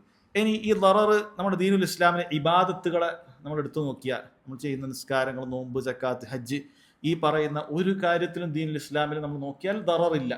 നമ്മൾ ഇബാദത്തുകൾ സ്വയം നിലക്ക് പരിശോധിച്ചാൽ അതിലെവിടെയും ഉപദ്രവം ഉണ്ടാക്കുന്നത് ഒന്നും നമുക്ക് കാണാൻ സാധിക്കുകയില്ല. നമ്മൾ നിസ്കാരത്തിൻ്റെ നോക്കുക, ഏതെങ്കിലുമൊക്കെ നിസ്കാരത്തിൻ്റെ പറയുന്ന അതിൻ്റെ അഫ്ആലുകളാകട്ടെ, പ്രവൃത്തികളാകട്ടെ, അക്വാലുകളാകട്ടെ, ഒരു ദറർ, ഒരു മനുഷ്യന് ഒരു ഉപദ്രവം ഉണ്ടാക്കുന്നതാണ് എന്നുള്ളതൊരു ആക്കിലായ ബുദ്ധിയുള്ള ഒരു മനുഷ്യൻ പറയില്ല. ഈ നിസ്കാരം ഇത് ആളുകൾക്ക് ഉപദ്രവം ഉണ്ടാക്കുന്നതാണ് എന്ന് ബുദ്ധിയുള്ള ഒരാൾ പറയുകയില്ല. നോമ്പാവട്ടെ ബുദ്ധിയുള്ള ഒരാൾ പറയുകയില്ല.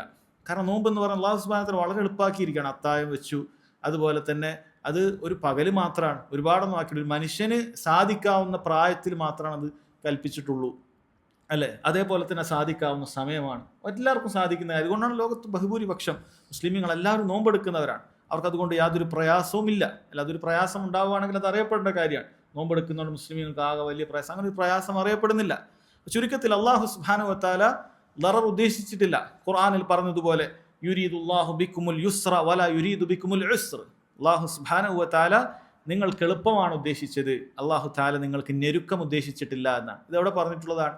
അള്ളാഹു സുബ്ഹാനഹു വ തആല ഖുർആനിൽ നോമ്പ് നിയമമാക്കിയ സൂറത്തുൽ ബഖറയിലെ നിയമങ്ങളൊക്കെ പറയുന്നിടത്ത് പിന്നീട് നോമ്പ് ഇളവുള്ള ആളുകളെ കുറിച്ചിട്ടൊക്കെ പറയുന്നുണ്ട്. ആരെങ്കിലുമൊക്കെ രോഗിയാവുകയോ യാത്രയിലാവുകയോ ഒക്കെ ചെയ്താൽ ഫഇദ്ദത്തും മിൻ അയ്യാമിൻ ഉഖർ, മറ്റൊരു ദിവസം നോമ്പെടുത്താൽ മതി എന്ന് പറയുന്നുണ്ട്. അള്ളാഹു ഒരു ലറർ ഉദ്ദേശിക്കുകയാണെങ്കിൽ, ഈ ദീനിൽ ഒരു ഉപദ്രവം ഉദ്ദേശിക്കുകയാണെങ്കിൽ എന്ത് പറയണമായിരുന്നു? രോഗിയാണെങ്കിൽ പറഞ്ഞു കാര്യമില്ല, എനിക്ക് ജീവനുണ്ടോ, നീ നോമ്പെടുക്കണം എന്ന് അള്ളാഹു സുബ്ഹാനഹു വ തആലക്ക് നിയമം ഇറക്കിയാൽ മതി. ആരാണ് ഇവിടെ ചോദ്യം ചെയ്യാനുള്ളത്? ഒരാൾക്കും ചോദ്യം ചെയ്യാൻ സാധിക്കില്ല. നമ്മൾ നിർബന്ധമായി നോമ്പെടുക്കേണ്ടി വരും. പനിച്ചാലും കടുത്ത പനിയായി എണീക്കാൻ പറ്റുന്ന അവസ്ഥയാണ്, അതല്ലെങ്കിൽ ആ രൂപത്തിൽ ഭയങ്കരമായ പ്രയാസങ്ങളുണ്ട്, നോമ്പെടുത്തേ പറ്റൂ എന്ന് പറഞ്ഞിരുന്നെങ്കിലോ? ഇല്ല, അള്ളാഹു സുബ്ഹാനഹു വ തആല അങ്ങനെ പറഞ്ഞിട്ടില്ല. ഇനി ഒരാൾ യാത്ര ചെയ്യാൻ, അല്ലെ, സ്വാഭാവികമായിട്ടും യാത്ര ഒരു പ്രയാസം തന്നെയാണ്. ഏത് തരത്തിലുള്ള യാത്രയാണെങ്കിലും അതൊരു പ്രയാസം തന്നെയാണ്. നബി സല്ലല്ലാഹു അലൈഹി വസല്ലം അത് ഖിത്അത്തും മിനൽ അദാബ്, ശിക്ഷയുടെ ഒരു ഭാഗമാണ് എന്ന് പറഞ്ഞിട്ടുണ്ട്. പ്രയാസം തന്നെയാണ് യാത്ര. ചില സ്ഥലങ്ങളിലും ചില സന്ദർഭങ്ങളിലും ഒക്കെ എളുപ്പമുണ്ടെങ്കിലും മൊത്തത്തിൽ യാത്രയുടെ സ്വഭാവം അതൊരു പ്രയാസം ഉണ്ടാക്കുന്നതാണ്. ഓരോ പ്രായക്കാർക്ക് ചിലപ്പോൾ അത് വലിയ പ്രയാസമായി തീരും, ചില യാത്രകൾ കൂടുതൽ പ്രയാസമായി തീരുമെന്ന വ്യത്യാസങ്ങൾ ആപേക്ഷികമായി ഉണ്ടെങ്കിലും യാത്രക്കാർക്കും അള്ളാഹു സുബ്ഹാനഹു വ തആല എന്ത് ചെയ്യാണ്? നോമ്പ് എന്ന് പറയുന്ന കാര്യം എളുപ്പമായി കൊടുക്കുകയാണ്. യാത്രക്കാർക്ക് അള്ളാഹു സുബ്ഹാനഹു വ തആല എളുപ്പമായി കൊടുക്കുകയാണ്. അതിനൊക്കെ ശേഷം അള്ളാഹു തആല പറയാൻ, യുരീദുല്ലാഹു ബിക്കുമുൽ യുസ്ർ, അള്ളാഹു നിങ്ങൾക്ക് എളുപ്പമേ ഉദ്ദേശിച്ചിട്ടുള്ളൂ, വലാ യുരീദു ബിക്കുമുൽ ഉസ്ർ, അള്ളാഹു സുബ്ഹാനഹു വ തആല നിങ്ങൾക്ക് ഞെരുക്കം ഉദ്ദേശിച്ചിട്ടില്ല എന്ന് പറയാൻ. അതേപോലെ തന്നെ സൂറത്തുൽ ഹജ്ജിലും അള്ളാഹു സുബ്ഹാനഹു വ തആല പറയുന്നുണ്ട്, വമാ ജഅല അലൈക്കും ഫിദ്ദീനി മിൻ ഹറജ്, അള്ളാഹു സുബ്ഹാനഹു വ തആല നിങ്ങളുടെ ദീനിൽ ഒരു ഞെരുക്കമോ പ്രയാസമോ അള്ളാഹു സുബ്ഹാനഹു വ തആല ഏർപ്പെടുത്തിയിട്ടില്ല എന്ന് പറയുന്നുണ്ട്. അപ്പോൾ നമ്മൾ പരിശോധിച്ച് നോക്കിയാൽ എല്ലാ ഇബാദത്തുകളിലും ഒന്നിലും ദററില്ല എന്നുള്ളത് മനസ്സിലാക്കാൻ പറ്റും. ഒരു ഇബാദത്തിലും ദററില്ല. ഇനി നോക്കൂ സഹോദരങ്ങളെ, നിസ്കാരം അത് നമ്മോട് നിർവഹിക്കാൻ പറഞ്ഞത് എങ്ങനെയാണ്, ഏത് രൂപത്തിലാണ്? സല്ലി ഖായിമൻ, നിങ്ങൾ നിന്നുകൊണ്ട് നിസ്കരിക്കണം. വഖൂമൂ ലില്ലാഹി ഖാനിതീൻ, നിങ്ങൾ നിന്നുകൊണ്ട് ഭയഭക്തിയോടുകൂടി അള്ളാഹു സുബ്ഹാനഹു വ തആലയ്ക്ക് വേണ്ടി നിസ്കരിക്കണം. അള്ളാഹുവിൻ്റെ കൽപ്പനയാണ്. നിന്നുകൊണ്ട് നിസ്കരിച്ചാൽ മാത്രമേ ഫർള് നിസ്കാരം ശരിയാവുള്ളൂ. കഴിവുള്ള വ്യക്തികൾ നിന്നുകൊണ്ട് നിസ്കരിച്ചാൽ മാത്രമേ ഫർള് നിസ്കാരം ശരിയാവുകയുള്ളൂ. ശരി, അതാണ് അടിസ്ഥാനം. പക്ഷെ ഒരാൾക്കൊരു പ്രയാസം ഉണ്ടായി, ചിന്തിച്ചു നോക്കുക, ഒരാളുടെ മുട്ടിന് ഭയങ്കര വേദനയാണ്, നിൽക്കാൻ പറ്റൂല, അല്ലെങ്കിൽ നടുവിന് ഭയങ്കര വേദനയാണ്, കുറച്ചു നേരം നിന്നാൽ നടു ഭയങ്കര പ്രയാസത്തിലാവും. അല്ലെങ്കിൽ തല കറങ്ങുന്ന ഒരു മനുഷ്യൻ നിസ്കാര സമയത്ത് തല കറങ്ങുകയാണ്, അയാൾക്ക് നിൽക്കാൻ പറ്റൂല, അയാൾ വീണു പോകും. ഈ അവസ്ഥയിലുള്ള ഒരു മനുഷ്യനെ സംബന്ധിച്ചിടത്തോളം എന്താണ് ചെയ്യേണ്ടത്? ലാ ദറർ, അവനൊരു ഉപദ്രവം ഉണ്ടാക്കുന്നില്ല ദീനിൽ. നബി സല്ലല്ലാഹു അലൈഹി വസല്ലം പറഞ്ഞു, ഫഇൻ ലം തസ്തതി ഫഖാഇദ, നിന്നുകൊണ്ട് നിസ്കരിക്കണമെന്ന് കൽപ്പിച്ച് അവിടുന്ന് തന്നെ തുടർന്ന് പറഞ്ഞത് അതാണ്. നിനക്ക് സാധിക്കുന്നില്ലെങ്കിൽ ഇരുന്നുകൊണ്ട് നിസ്കരിച്ചോളൂ എന്ന് പറഞ്ഞു. ഇനി ഒരാൾക്ക് ഇരുന്നുകൊണ്ട് നിസ്കരിക്കാൻ പറ്റുന്നില്ല, അത്രയും വലിയ തളർച്ചയാണ് അയാളെ ബാധിച്ചിട്ടുള്ളത്, അത്രയും വലിയ പ്രയാസമാണ് അയാളെ ബാധിച്ചിട്ടുള്ളത്. ഫഇൻ ലം തസ്തതി ഫഅലാ ജംബിൻ, നിന്റെ പാർശ്വഭാഗത്ത് കിടന്നുകൊണ്ട് നീ നിസ്കരിച്ചോളൂ എന്നാണ് നബി സല്ലല്ലാഹു അലൈഹി വസല്ലം പറഞ്ഞത്. അപ്പോൾ ദീനിൽ എന്ത് ചെയ്തിട്ടില്ല? ഒരു ലറർ ഉണ്ടാക്കിയിട്ടില്ല. ലറർ ദീനിൽ ഉണ്ടായിരുന്നെങ്കിൽ അത് നിന്നുകൊണ്ട് തന്നെ കഷ്ടപ്പെട്ട് നിസ്കരിക്കാൻ പറഞ്ഞ് ഇനി വീഴുമ്പോൾ അവൻ വീണാൽ മതി എന്ന നിയമം ഉണ്ടാകുമായിരുന്നു. ദീനിൽ അങ്ങനെ നിയമമില്ല. ഇങ്ങനെ നമ്മൾ ഏതേത് ദീനിൻ്റെ ഇബാദത്തുകൾ സഹോദരങ്ങളെ നമ്മൾ പരിശോധിച്ചാൽ ഇത് കാണാൻ സാധിക്കും. വേറൊരു ഉദാഹരണം പറയുകയാണെങ്കിൽ, നമ്മളൊരു വളരെ തണുപ്പുള്ള, നമ്മുടെ നാട്ടിൽ ഇപ്പം അങ്ങനെ ഉണ്ടാവാറില്ല, അല്ലെങ്കിൽ വളരെ തണുപ്പുള്ള ചില നാടുകളുണ്ട്, -ഡിഗ്രിയിലേക്കൊക്കെ തണുപ്പ് പോകും. അവിടെ അങ്ങനെ പോയി കഴിഞ്ഞാൽ അവർക്ക് വെള്ളം അത് ഭയങ്കര പ്രയാസമുണ്ടാകും. പ്രത്യേകിച്ചും അപ്പോൾ ചെറിയ രോഗമുള്ളൊരു വ്യക്തിയെ സംബന്ധിച്ചിടത്തോളമൊക്കെ ആ തണുപ്പ് ചിലപ്പോൾ സഹിക്കാൻ പറ്റൂല. ചില പനിയൊക്കെ ഉണ്ടാകുന്ന സമയത്ത് നമുക്ക് ആ തണുപ്പ് സഹിക്കാൻ പറ്റൂല. അപ്പോൾ അവന് എന്ത് ചെയ്യാം? അത് ചൂടാക്കിയിട്ട് ഉപയോഗിക്കാവുന്നതാണ്. അല്ല, അങ്ങനെയാണ് അവൻ ഉപയോഗിക്കേണ്ടത്. പണ്ഡിതന്മാർ പറയുന്നത്, അത് നിനക്ക് ഉപദ്രവം ഉണ്ടാക്കുന്നുണ്ടെങ്കിൽ, ഈ തണുപ്പ് വെള്ളം ഉപയോഗിച്ചാൽ നിനക്ക് ഉപദ്രവം ഉണ്ടാകും, നിനക്ക് എന്തെങ്കിലുമൊക്കെ വലിയ രോഗം വരും, അല്ലെങ്കിൽ നിലവിലെ രോഗം മൂർച്ഛിക്കും, അങ്ങനെയുള്ള സാഹചര്യം ഉണ്ടെങ്കിൽ നീ ആ തണുത്ത് അങ്ങനെ ഉപയോഗിക്കരുത്. മറിച്ച് നിനക്ക് ചൂടാക്കാനുള്ള സംവിധാനം ചൂടാക്കിയിട്ട് തന്നെ ഉപയോഗിക്കണം. കാരണം ദീനിൽ അങ്ങനെ ഉപദ്രവം ഉണ്ടാക്കുന്ന പരിപാടി ഇല്ല. ഇനി ഒരാൾക്ക് അങ്ങനെ ചൂടാക്കാനുള്ള സംവിധാനം ഇല്ല എന്ന് വിചാരിക്കുക. ഒരാളൊരു യാത്രയിലാണ്, ഇങ്ങനെയുള്ള കൊടും തണുപ്പുള്ളൊരു നാട്ടിൽ യാത്രയിലാണ്, ഇയാളാണെങ്കിൽ രോഗാവസ്ഥയിലാണുള്ളത്, ഇയാൾക്ക് ഈ വെള്ളം ഉപയോഗിക്കാൻ പറ്റൂല. എന്താ ചെയ്യേണ്ടത്? അയാൾക്ക് തയമ്മും ചെയ്താൽ മതി. എവിടെയെങ്കിലൊക്കെ ഒരു ശുദ്ധമായൊരു മണ്ണ് കണ്ടാൽ അതിൽ അടിച്ചാണ്ട് തയമ്മും ചെയ്താൽ അയാൾക്കത് മതി. അത് അയാൾക്കിന് വലിയ അശുദ്ധി സംഭവിച്ചിട്ടുണ്ടെങ്കിൽ പോലും അയാൾക്ക് എന്ത് മതി? ഈ രൂപത്തിൽ 2 കൈ കൊണ്ട് മണ്ണിലടിച്ച് മുഖം തടവുക, കൈ തടവുക, കൈനു അയാൾക്ക് ശരീരം മുഴുവനും തണുത്ത് ഉറച്ച് കുളിക്കുക എന്നുള്ള കാര്യം അള്ളാഹു സുബ്ഹാനഹു വ തആല ഈ നിസാരമായ ഈ ഒരു പ്രവർത്തനത്തിലൂടെ എളുപ്പമാക്കി നൽകിയിരിക്കുന്നു. അയാൾക്ക് ഒരു തഹാറത്ത് കിട്ടിയിരിക്കുന്നു, ശുദ്ധി അള്ളാഹു സുബ്ഹാനഹു വ തആല അവിടെ നൽകിയിരിക്കുന്നു എന്നുള്ളതാണ് സഹോദരങ്ങളെ. ഇത് ഏതാനും ചില ഉദാഹരണങ്ങളാണ്. ഏതേത് നമ്മൾ നോക്കിക്കഴിഞ്ഞാലും ദീനിൽ അങ്ങനെ ഞെരുക്കമുണ്ടാക്കുന്ന, ഉപദ്രവം ഉണ്ടാക്കുന്ന, പ്രയാസമുണ്ടാക്കുന്ന കാര്യങ്ങളില്ല. എന്നാൽ ആപേക്ഷികമായ താബുകൾ, ക്ഷീണങ്ങൾ ഉണ്ടായേക്കാം. അതൊരു വ്യക്തിക്കും മനുഷ്യനൊക്കെ ഇപ്പോൾ ഹജ്ജ് ചെയ്യുന്ന സമയത്ത് കുറച്ച് പ്രായമുള്ള വ്യക്തിക്ക് എന്ത് ചെയ്യാം? അറഫയിൽ നിൽക്കുന്ന സമയത്ത്, ദീർഘനേരം നിൽക്കുന്ന സമയത്തൊക്കെ ചിലപ്പോൾ ക്ഷീണം ഉണ്ടായേക്കാം. അല്ലെ, ഒരു 4-5 ദിവസമാണ്, അതവർക്ക് താബുകൾ ഉണ്ടായേക്കാം. പക്ഷെ അതിൻ്റെ അടിസ്ഥാനപരമായി നിങ്ങൾ നോക്കൂ, അതിന് ലററില്ല.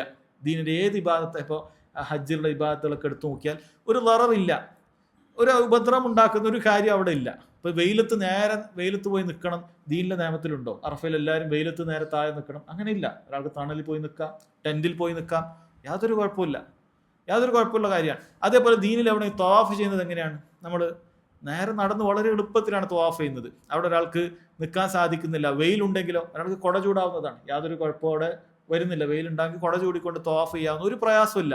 നമ്മുടെ ദീനിൽ അങ്ങനെ പോലെ ക്ഷയന പ്രദക്ഷിണൊക്കെ പോലത്തെ പ്രയാസപ്പെടുത്തുന്ന എന്തെങ്കിലും നമ്മുടെ ദീനിലുണ്ടോ? ഒരാൾ ബുദ്ധിമുട്ടി കല്ലിലും മണ്ണിലും ഒക്കെ നടന്ന് ശരീരത്തിനെ ഉപദ്രവിച്ച് അല്ല ആ രൂപത്തിന് വഹിക്കാൻ പറ്റാത്ത വലിയ കുരിശെടുത്ത് മല കയറുക, ദീൻ ഇസ്ലാമിൽ അങ്ങനത്തെ ഒരു നിയമമില്ല, അങ്ങനത്തെ ഒരു പ്രയാസവും സഹോദരങ്ങളെ ഇല്ല എന്നുള്ളത് നമുക്ക് പരിശോധിച്ചാൽ കാണാൻ സാധിക്കും. ഇതിൻ്റെ എല്ലാ നിയമങ്ങളും എളുപ്പമാണ്. അള്ളാഹു സുബ്ഹാനഹു വ തആല ദീൻ അങ്ങനെ എളുപ്പമാക്കി നൽകിയിരിക്കുകയാണ്. ഇനി മുആമലാത്തിൻ്റെ നമ്മുടെ കച്ചവട ഇടപാടുകളിൽ മറ്റുമൊക്കെ നോക്കിയാലും ശരീഅത്തിൽ ഒരു ദറർ ഇല്ല. ലാ ദററ ശർഅൻ ഫിൽ മുആമലാത്തിലും ഇങ്ങനെയുള്ള ഉപദ്രവങ്ങളില്ല. അതിനു വേണ്ടിയിട്ടാണ് ഒരുപാട് നിയമങ്ങൾ, പല കച്ചവട രീതികളും ഇസ്ലാം നിഷിദ്ധമാക്കിയിട്ടുള്ളത്. ഇത്തരം ദററുകൾ വാങ്ങുന്നവനും വിൽക്കുന്നവനും ഉണ്ടാകാൻ പാടില്ല എന്നുള്ളതാണ്. നമ്മൾ ഓരോന്ന് പരിശോധനയ്ക്ക് വിധേയമാക്കിയാൽ നമുക്ക് കാണാൻ സാധിക്കും. ബൈ ഉൽ ഗറർ എന്ന് പറയും. നമുക്ക് എന്താണെന്ന് അറിയാത്ത ഒരു കച്ചവടം, നമ്മൾ എന്താണ് വാങ്ങുന്ന പ്രൊഡക്റ്റോ അല്ലെങ്കിൽ നമ്മൾ കൊടുക്കുന്ന കായ് എന്താണ് അത് വ്യക്തമല്ലെങ്കിൽ അത് കച്ചവടം പാടില്ല എന്നുള്ളതാണ്. ഇപ്പം ദീനുൽ ഇസ്ലാമിൽ ഇൻഷുറൻസ് എന്ന് പറയുന്ന കാര്യം അതിൻ്റെ അടിസ്ഥാനം നിഷിദ്ധമാണ്. എന്തുകൊണ്ടാണ്? നമ്മൾ ബുദ്ധിയുള്ള ഒരാൾ ചിന്തിച്ചാൽ മനസ്സിലാക്കാൻ പറ്റും. ഇൻഷുറൻസ് എന്ന് പറയുന്നത് യഥാർത്ഥത്തിൽ ഒരു തട്ടിപ്പാണ്. കാരണം എന്താ പ്രൊഡക്റ്റാണ് നമുക്ക് കിട്ടുക എന്നുള്ളത് ഒരാൾക്കും അറിയുന്ന കാര്യമല്ല. നമ്മളങ്ങ് കൊടുക്കുകയാണ്. നമ്മൾ ഈ കാറ് നമ്മൾ അതിനെപ്പോഴും അനുവദിക്കപ്പെടുന്ന ഘട്ടങ്ങളൊക്കെ അത് വേറെ ഉണ്ട്. നമ്മളതിൻ്റെ അടിസ്ഥാനം ഞാൻ പറയുന്നത് നിഷിദ്ധമാണെന്നുള്ളത്. ഉദാഹരണം ആലോചിക്കുക, നമ്മളിപ്പോൾ കാറിന് പോയി വലിയൊരു പൈസക്ക് പോയി 10,000 ഉറുപ്പ്യ കൊടുത്തിട്ട് നമ്മൾ കാർ ഇൻഷുറൻസ് ചെയ്യാം. ഈ 10,000 ഉറുപ്പ്യന് എന്താണ് 10,000 ഉറുപ്പ്യക്ക് എന്താ കിട്ടുന്നത്? ഒന്നുമില്ല, നമുക്ക് യാതൊരു ഉറപ്പില്ല. ഒരു വർഷം കൊണ്ട് ഒരു ആക്സിഡൻറ്റ് നടന്നിട്ട് ഈ 10,000 തിരിച്ചു വരുമോ? ഒരു തിരിച്ചു വരില്ല. അടുത്ത ഇൻഷുറൻസ് വേറെ പുതുക്കണം. അല്ലെങ്കിൽ 10,000 ഒന്നും നടന്നിട്ട് തിരിച്ചു വരും, ഒന്നുമില്ല. ആ പണം എന്തിനാ കൊടുത്തത്? അത് ഒരു സംഭവിച്ചാൽ നിങ്ങൾക്ക് അതിന് തരും എന്ന് പറയുന്ന ഒരു കാര്യത്തിന് വേണ്ടിയാണ്. അപ്പോൾ അവിടെ എന്താണ് നമ്മൾ വാങ്ങുന്ന ആ ഇടപാടിൽ നമുക്ക് എന്താണ് നമ്മുടെ അവിടെ പ്രൊഡക്റ്റ്, അത് വ്യക്തമല്ല, അത് ബൈ ഉൽ ഖററാണ്, അത് പാടില്ലാത്തതാണ് അസൽ. പിന്നെ നമ്മൾ നിർബന്ധിക്കപ്പെടുന്ന സാഹചര്യങ്ങളും മറ്റുമൊക്കെ പണ്ഡിതന്മാർ അത് വിശദീകരിക്കപ്പെടുന്നുണ്ട്. നമ്മൾ ആരും സ്വമേധയ വലിയ താല്പര്യത്തോടു കൂടി എടുക്കേണ്ട കാര്യമല്ല അത്. അതുകൊണ്ട് നിർബന്ധിക്കപ്പെടാത്ത സാഹചര്യത്തെ നമുക്ക് എടുക്കാനും പറ്റൂല. നമുക്ക് നമ്മൾ വീട്ടിന് ഇൻഷുറൻസ് ആരെ നമ്മൾ നിർബന്ധിച്ചിട്ടുണ്ടോ? ഒരാൾ വെറുതെ എടുക്കാൻ, അങ്ങനെ എടുക്കാമല്ലോ. നമ്മൾ വലിയൊരു വീടുണ്ടാക്കിയ 2 കോടി ഉറുപ്പ്യൻ്റെ വീടുണ്ടാക്കിയ ഇൻഷുറൻസ് എടുക്കാൻ, ഞാൻ ഇത്ര വർഷത്തിൽ 1,00,000 ഉറുപ്പ്യൻ്റെ കവറേജ് ഞാൻ എടുക്കുക എന്ന് പറഞ്ഞിട്ട് എന്ത് തീ പിടിച്ചാലും ശരി, തേങ്ങ വീണാലും ശരി, എല്ലാത്തിനും നമ്മൾ കവർ ചെയ്യുമെന്ന് പറഞ്ഞിട്ട് അവർ വന്ന് പറയും. നമ്മൾ ചെയ്യരുത്. കാരണം നമുക്ക് നിർബന്ധിക്കപ്പെടുന്ന സാഹചര്യം അതിൽ വരുന്നില്ല. അപ്പം അതുകൊണ്ട് സഹോദരങ്ങളുടെ ദീനിൽ ആ രൂപത്തിൽ അത് ആർക്ക് വേണ്ടിയിട്ടാണ് അല്ലാഹു സുബ്ഹാനഹു വ തആല നിയമങ്ങളൊക്കെ ഉണ്ടാക്കിയിട്ട് അത് വാങ്ങുന്നവനും വിൽക്കുന്നവനും ഒക്കെ. അങ്ങനെ ഒരുപാട് നമുക്ക് ആ രൂപത്തിൽ സഹോദരങ്ങളെ നമുക്ക് മുആമലാത്തിൻ്റെ അബ്വാബുകളിൽ അതിൻ്റെ ഫിഖ്ഹിൻ്റെ അധ്യായങ്ങളിൽ ഒരുപാട് കാര്യങ്ങൾ നിഷിദ്ധമാക്കിയത് നമുക്ക് കാണാൻ സാധിക്കുന്നത്. അതിൻ്റെ എല്ലാം അടിസ്ഥാനം ലാ ദറർ, ആർക്കും ഉപദ്രവം ഉണ്ടാവരുത്, വാങ്ങുന്നവനും ഉണ്ടാവരുത്, വിൽക്കുന്നവനും ഉണ്ടാകരുത് എന്നുള്ള അടിസ്ഥാന തത്വവും സഹോദരങ്ങളെ നമുക്ക് കാണാൻ സാധിക്കും. അതേപോലെ തന്നെ പരസ്പരമുള്ള ബന്ധങ്ങളിലൊക്കെ ഈ ഖായിദകൾ നമുക്ക് നേലിച്ച് കാണാൻ സാധിക്കുന്നുണ്ട്. അല്ലാഹു സുബ്ഹാനഹു വ തആല ഇപ്പോൾ ത്വലാഖ് ചെയ്ത് കഴിഞ്ഞാൽ എന്ത് ചെയ്യാൻ പറ്റൂല? ഒരാൾക്കിപ്പോൾ മകളെ അല്ലെങ്കിൽ മക്കളെ ഭാര്യയ്ക്ക് കാണിച്ചു തരികയോ ചെയ്യില്ല, ഭാര്യ ചോദിച്ചാൽ കാണിച്ചു കൊടുക്കാൻ പാടില്ല എന്ന് ചെയ്യാൻ പാടില്ല. അല്ലെങ്കിൽ ഭർത്താവിന് മക്കളെ കൊടുക്കുകയില്ല, മക്കളെ കാണിച്ചു കൊടുക്കുകയില്ല. ഈ രൂപത്തിൽ പ്രയാസങ്ങൾ ഉണ്ടാക്കാൻ പാടില്ല. ലാ തുദാറ വാലിദത്തും ബിവലദിഹ വലാ മൗലൂദുൻ ലഹു ബിവലദിഹി.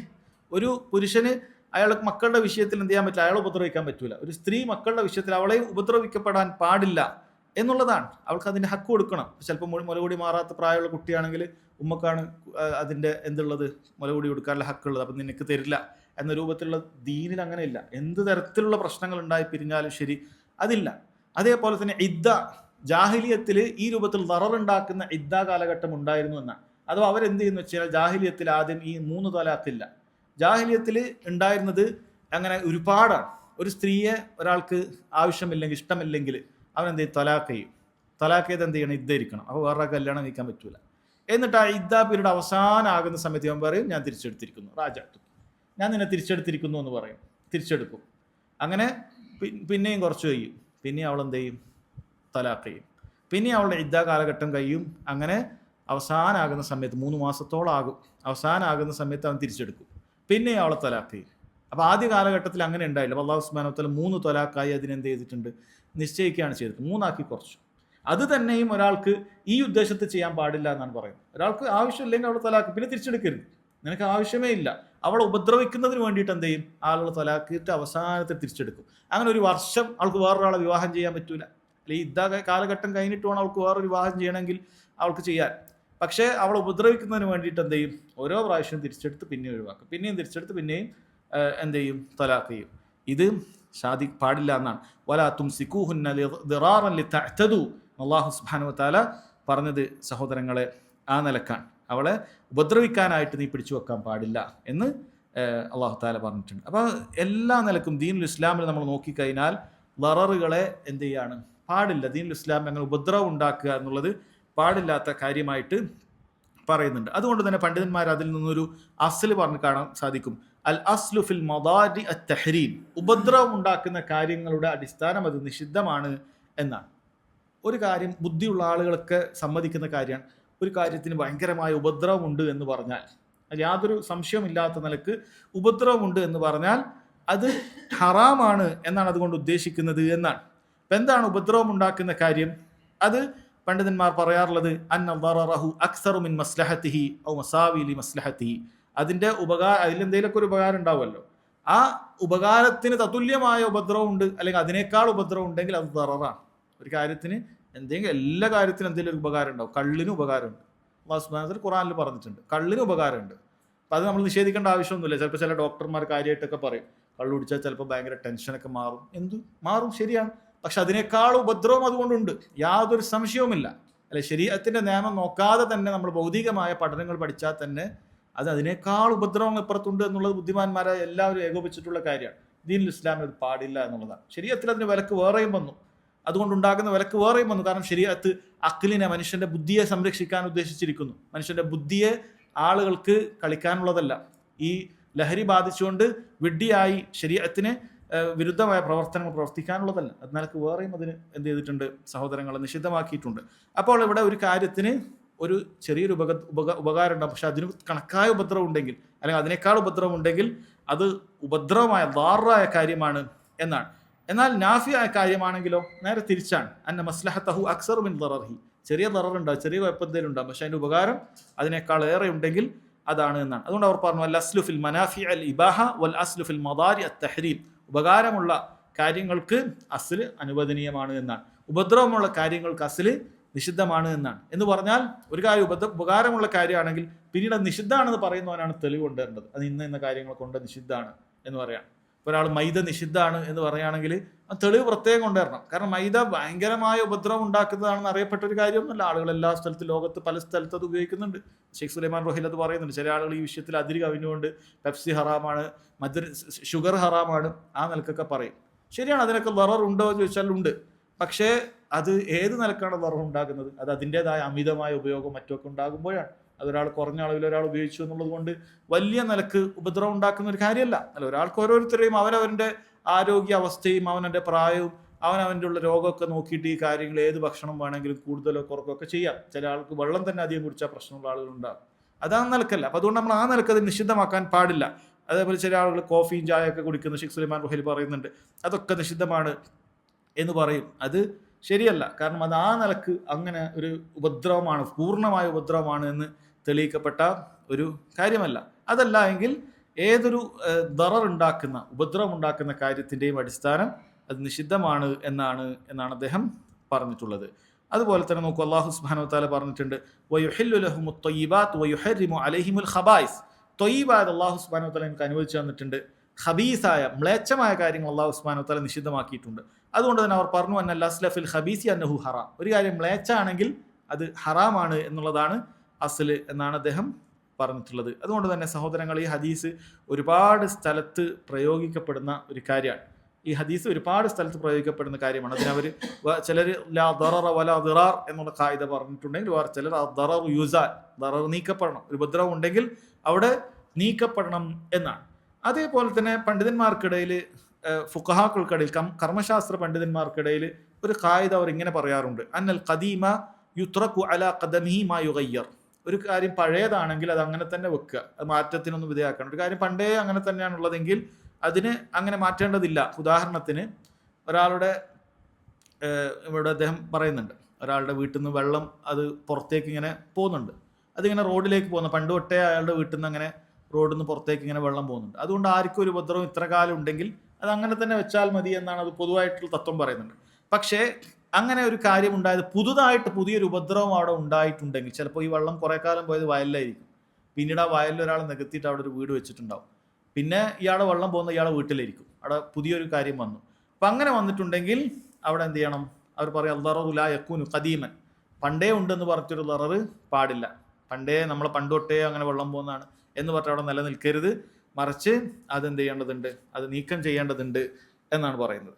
അതേപോലെ സഹോദരങ്ങളെ, ഈ ഖായിദയിൽ നിന്നും പണ്ഡിതന്മാർ ഇതിന് നമ്മൾ പറഞ്ഞത് ഒരു കുല്ലിയായ ഒരു വലിയ അടിസ്ഥാനങ്ങൾ, ഒരുപാട് ശാഖകൾ ഉൾക്കൊള്ളുന്ന വലിയൊരു അടിസ്ഥാനമാണ് ഈ ഖായിദ എന്ന് പറഞ്ഞു. അപ്പോൾ ഇതിൽ നിന്നും ഉരുത്തിരിഞ്ഞു വരുന്ന ഒരുപാട് മറ്റ് ഖായിദകളും പണ്ഡിതന്മാർ ചൂണ്ടിക്കാട്ടിയിട്ടുണ്ട്.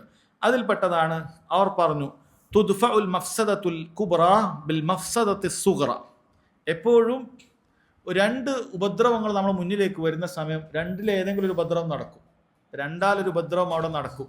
രണ്ടാളൊരു കുഴപ്പം അവിടെ നടക്കുന്നുണ്ടെങ്കിൽ നമ്മളെപ്പോഴും ആ ചെറിയ കുഴപ്പം സ്വീകരിച്ചിട്ട് വലിയ കുഴപ്പത്തെ ചെറുക്കാന്നാണ്. അല്ലെങ്കിൽ ചെറിയ കുഴപ്പത്തെ കൊണ്ട് വലിയ കുഴപ്പത്തെ നമ്മൾ എന്ത് ചെയ്യുക? അവിടെ തടുത്തു നിൽക്കുക എന്നുള്ളതാണ്. അപ്പം അതിന് തെളിവായിട്ട് പണ്ഡിതന്മാർ പറയുന്ന തെളിവിൽ പെട്ടതാണ് നബി സല്ലല്ലാഹു അലൈഹി വസല്ലം ഹുദൈബിയയിൽ സുൽഹുണ്ടാക്കി എന്നുള്ളത്. നബി സല്ലല്ലാഹു അലൈഹി വസല്ലം സഹാബത്ത് ഉംറ ചെയ്യാൻ വേണ്ടി പോയതായിരുന്നു അത്. പക്ഷേ മുശ്രിക്കുകൾ അതിന് സമ്മതിച്ചിട്ടില്ല. മുശ്രിക്കുകൾ പറഞ്ഞു മക്കയിലേക്ക് കടത്തി വിടുകയില്ല എന്ന് പറഞ്ഞു. അങ്ങനെ നബി സല്ലല്ലാഹു അലൈഹി വസല്ലം എന്ത് ചെയ്യുകയാണ്? അവിടെ ഒരു ഹുദൈബിയ സന്ധി നടത്തുകയാണ്. അപ്പോൾ അതെന്തിനു വേണ്ടിയിട്ടാണ് നടത്തിയിട്ടുള്ളത്? കാരണം അവരുമായിട്ട് ആ സന്ധി നടത്തിയിട്ടില്ല എങ്കിൽ അവിടെ ഒരുപാട് രക്തച്ചൊരിച്ചിലുണ്ടാകാൻ സാധ്യതയുണ്ട്. മുസ്ലിമീങ്ങൾ അന്ന് വളരെ ദുർബലമാണ്. അതുകൊണ്ട് തന്നെ രക്തച്ചൊരിച്ചിലുകളും ഒരുപാട് പ്രശ്നങ്ങളും ഉണ്ടാകും. ഉംറ എന്ന് പറയുന്ന ഒരു മസ്ലഹത്ത് അവിടെ ഉണ്ട്. പക്ഷേ ആ ഉംറ എന്ന് പറയുന്ന മസ്ലഹത്ത് നടക്കുന്ന സമയത്ത് നമ്മൾ എന്ത് പറ്റും? ഇവിടെ ഒരുപാട് ഉപദ്രവങ്ങൾ പറ്റും. അതുകൊണ്ട് ഉംറ നടക്കാതിരിക്കുക എന്ന് പറയുന്ന ചെറിയ ഒരു മഫ്സദത്ത് കൊണ്ട്, അതുകൊണ്ട് ആളുകൾ മരണപ്പെടുക, ഒരുപാട് ആളുകൾ മുസ്ലിമുകൾ ദുർബലരായ ആളുകൾ മരണപ്പെടുക എന്ന് പറയുന്ന വലിയ കാര്യത്തെ എന്ത് ചെയ്യാണ്? അവിടെ ചെറുക്കുകയാണ്. അത് നമ്മൾ ശ്രദ്ധിക്കേണ്ട കാര്യമാണ്. ഉദാഹരണത്തിന് ഞാൻ വേറൊരു ഉദാഹരണം പറയാം. അപ്പോൾ അള്ളാഹു സുബ്ഹാനഹു വ തആല അങ്ങനെ ഒരു അവസ്ഥ ഇല്ലാതിരിക്കട്ടെ. അതായത് ഇപ്പോൾ ഒരു നാട്ടിൽ അവിടെ വലിയൊരു നിയമം വന്നു, ഇവിടെ ഇനി നമുക്ക് പശുവോ പോത്തോ ഒന്നും അറക്കാൻ പാടില്ല എന്ന് നിയമം വന്നു എന്ന് വിചാരിക്കുക. ആരെങ്കിലും അത് ഉദുഹിയത്തിന് അങ്ങനെ അറുത്തിട്ടുണ്ടെങ്കിൽ അവിടെ ഭയങ്കര കലാപം ഉണ്ടാകും. അല്ലെങ്കിൽ അങ്ങനെ ആ രൂപത്തിൽ വന്ന് പ്രശ്നങ്ങൾ മറ്റൊക്കെ ഉണ്ടാകും. മുസ്ലിങ്ങളാണെങ്കിൽ വളരെ ദുർബലമായി നിൽക്കുന്ന ഒരു സ്ഥലമാണ് എന്ന് സങ്കല്പിക്കുക. അങ്ങനെയുള്ള സ്ഥലങ്ങളുണ്ട്. അപ്പോൾ അവിടെയുള്ള സാഹചര്യത്തിൽ നമുക്കൊരു വലിയൊരു മസ്ലഹത്താണ് ഇതിന് അറിവ് നടത്തുക എന്നുള്ളത്. അവിടെ നമുക്ക് അതിനെ മാറ്റിപ്പിടിച്ച് വല്ല ആടിനോ മറ്റോ ആക്കിയാൽ അവിടെ ഒരു കുഴപ്പമില്ലെങ്കിൽ അവിടെ ആടിനെ ആക്കുക എന്നുള്ളതാണ് നമ്മൾ ചെയ്യേണ്ടത്. അത് അങ്ങനെ ഒരു സാഹചര്യം വരികയാണെങ്കിൽ നമുക്ക് ഈ ഒരു ചെറിയൊരു മസ്ലഹത്തോടെ നഷ്ടപ്പെടുന്നു, ഇതിനറക്കാൻ പറ്റുന്നില്ല എന്നുള്ളത് നഷ്ടപ്പെടുന്നു. പക്ഷേ വേറൊരു കാര്യം കൊണ്ട് അവിടെ നികത്തും. അപ്പോൾ വലിയൊരു ഫിത്നക്ക് ഒഴിവാക്കാൻ വേണ്ടി നമുക്ക് ചെറിയൊരു കുഴപ്പം നമുക്ക് സഹിക്കാം എന്ന് പണ്ഡിതന്മാർ പറഞ്ഞത് അതാണ്. മറ്റൊരു ഉദാഹരണമായി അവർ പറഞ്ഞത് ഇമാം ബുഖാരി ആയിഷ റളിയല്ലാഹു അൻഹയിൽ ഉദ്ധരിച്ചൊരു ഹദീസിൽ കാണാം. നബി സല്ലല്ലാഹു അലൈഹി വസല്ലം ആയിഷ റളിയല്ലാഹു അൻഹയോട് പറയാണ്, ലൗല അന്ന ഖൗമകി ഹദീസു അഹദിൻ ബികുഫർ ലഹദംതുൽ കഅബ വബനൈതു അലാ ഖവാഇദി ഇബ്രാഹിം. ഈ നിന്റെ ഈ സമുദായം അഥവാ മക്കയിൽ നിന്ന് ഒരുപാട് ആളുകൾ അവസാനത്തെ വർഷമായപ്പോൾ നബി സല്ലല്ലാഹു അലൈഹി വസല്ലം മരണപ്പെടുന്നതിൻ്റെ അവസാനത്തെ വർഷമാകുന്ന സമയത്ത് ഒരുപാട് ആളുകൾ കൂട്ടം കൂട്ടമായി ഒക്കെ ആളുകൾ ദീനിലേക്ക് പ്രവേശിച്ചു. പക്ഷെ അവർ പുതിയ ആൾക്കാരാണ്, അവർക്ക് പല ദീനിന്റെ അടിസ്ഥാന കാര്യങ്ങളൊന്നും അറിയില്ല. അപ്പോൾ നബി സല്ലല്ലാഹു അലൈഹി വസല്ലം പറയാണ്, ലൗല അന്ന ഖൗമകി ഹദീസു അഹദിൻ ബികുഫർ, നിന്റെ സമുദായം ഇപ്പൊ കുഫറിന് വിട്ട് പുതിയതായി വന്നതാണ്, അങ്ങനെ ആയിരുന്നില്ലെങ്കിൽ ലഹദംതുൽ കഅബ, ഞാൻ കഅബയെ പൊളിക്കുമായിരുന്നു. എന്തിനു വേണ്ടിയിട്ട്? വബനൈതു അലാ ഖവാഇദി ഇബ്രാഹിം, ഇബ്രാഹിം അലൈഹി സ്വലാത്തു വസ്സലാം പണിത ആ അടിത്തറയിൽ, ആ തറയിൽ ഞാൻ മാറ്റിപ്പണിയുമായിരുന്നു എന്നാണ്. പക്ഷെ നബി സല്ലല്ലാഹു അലൈഹി വസല്ലം ചെയ്തിട്ടില്ല. എന്തുകൊണ്ടാണ്? അവിടെ പിന്നീട് പണ്ഡിതന്മാർ വിശദീകരിച്ചിട്ടുണ്ട്. വലിയൊരു ഫസാദ് അവിടെ ഉണ്ടാകും. കാരണം നേരത്തെ തന്നെ മുശ്രിക്കുകൾ പറഞ്ഞു പരത്തുന്നുണ്ട്, നബി സല്ലല്ലാഹു അലൈഹി വസല്ലം ഇബ്രാഹിം അലൈഹി സ്വലാത്തു വസ്സലാമിന്റെ ദീനിലൊന്നും അല്ല, ഇത് പുതിയ ഏതോ മതമായിട്ട് വന്നതാണ്, ഇബ്രാഹിം അലൈഹി സ്വലാത്തു വസ്സലാമിയുടെ ദീനിലൊന്നും അല്ല എന്ന് പറയുന്നുണ്ട്. അപ്പൊ ഇബ്രാഹിം അലൈഹി സ്വലാത്തു വസ്സലാം പണിത കാബ കൂടി മാറ്റി നേരെ ആക്കാൻ നിന്ന് കഴിഞ്ഞാൽ എന്തായിരിക്കും ആൾക്കാർ പറയുന്നത്? കാബ പൊളിക്കുന്നു എന്നായിരിക്കും പറയാം.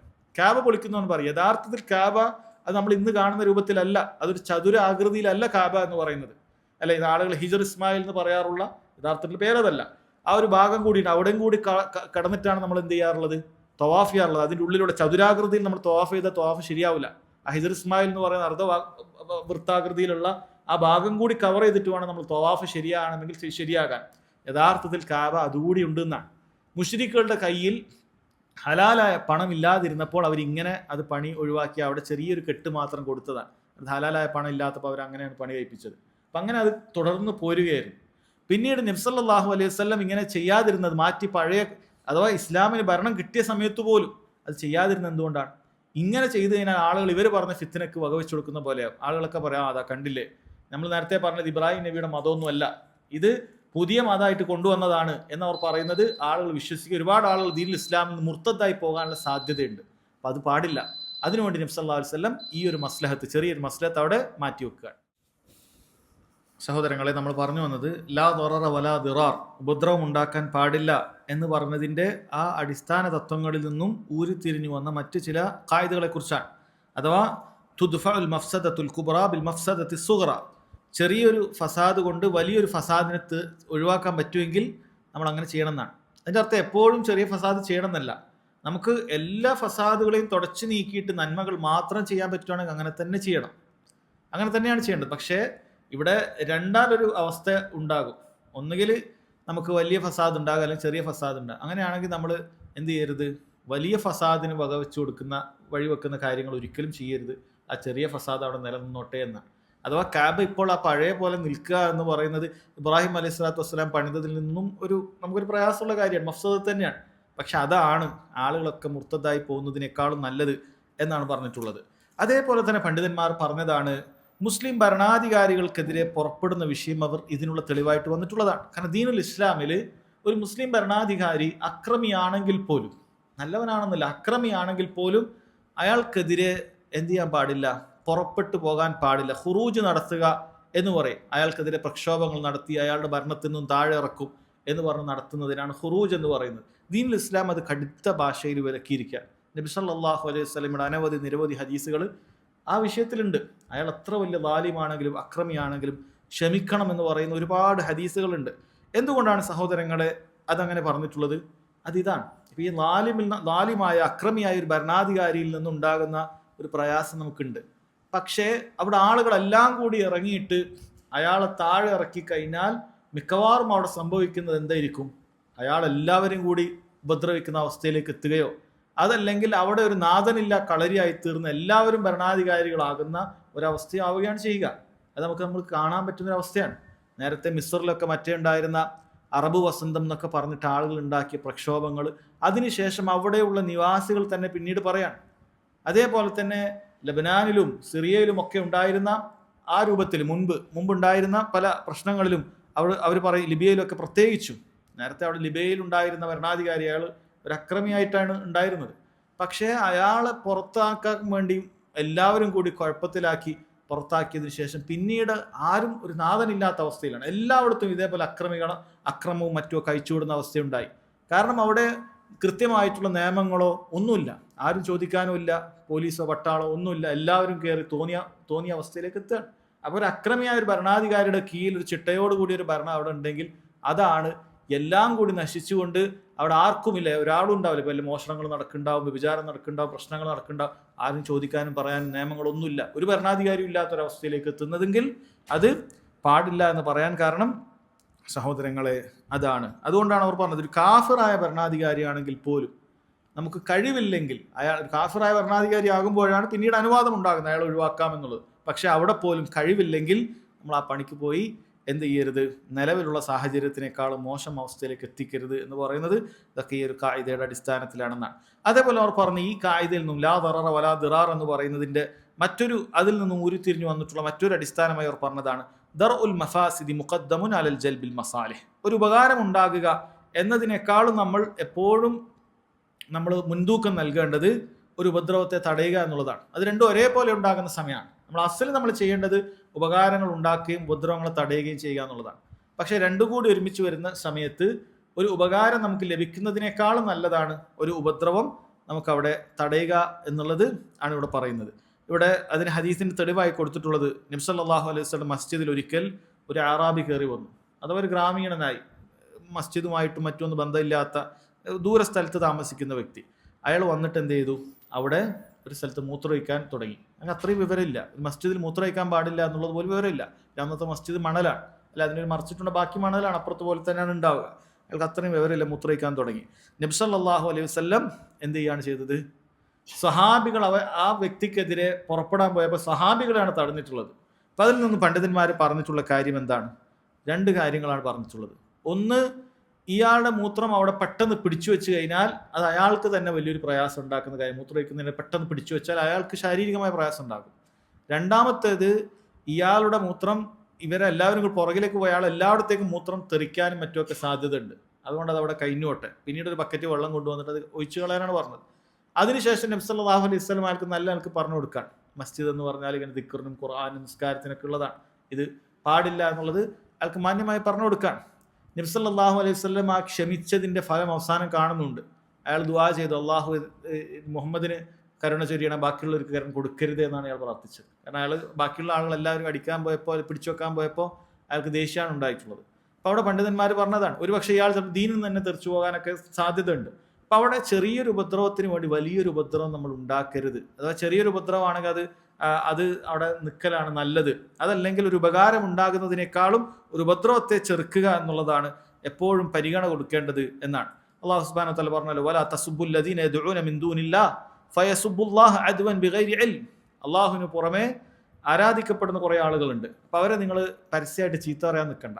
കാരണം അവർ ചീത്ത പറഞ്ഞാൽ എന്താ? ഫയസുബ്ബുല്ലാഹ അദ്വൻ ബിഗൈരി ഇൽം. അവർ ഒരു അറിവുമില്ലാത്ത അള്ളാഹുവിനെയും ചീത്ത പറയുന്ന അവസ്ഥ ഉണ്ടാകും. അങ്ങനെ ചെയ്യരുത് എന്നാണ് പറയുന്നത്.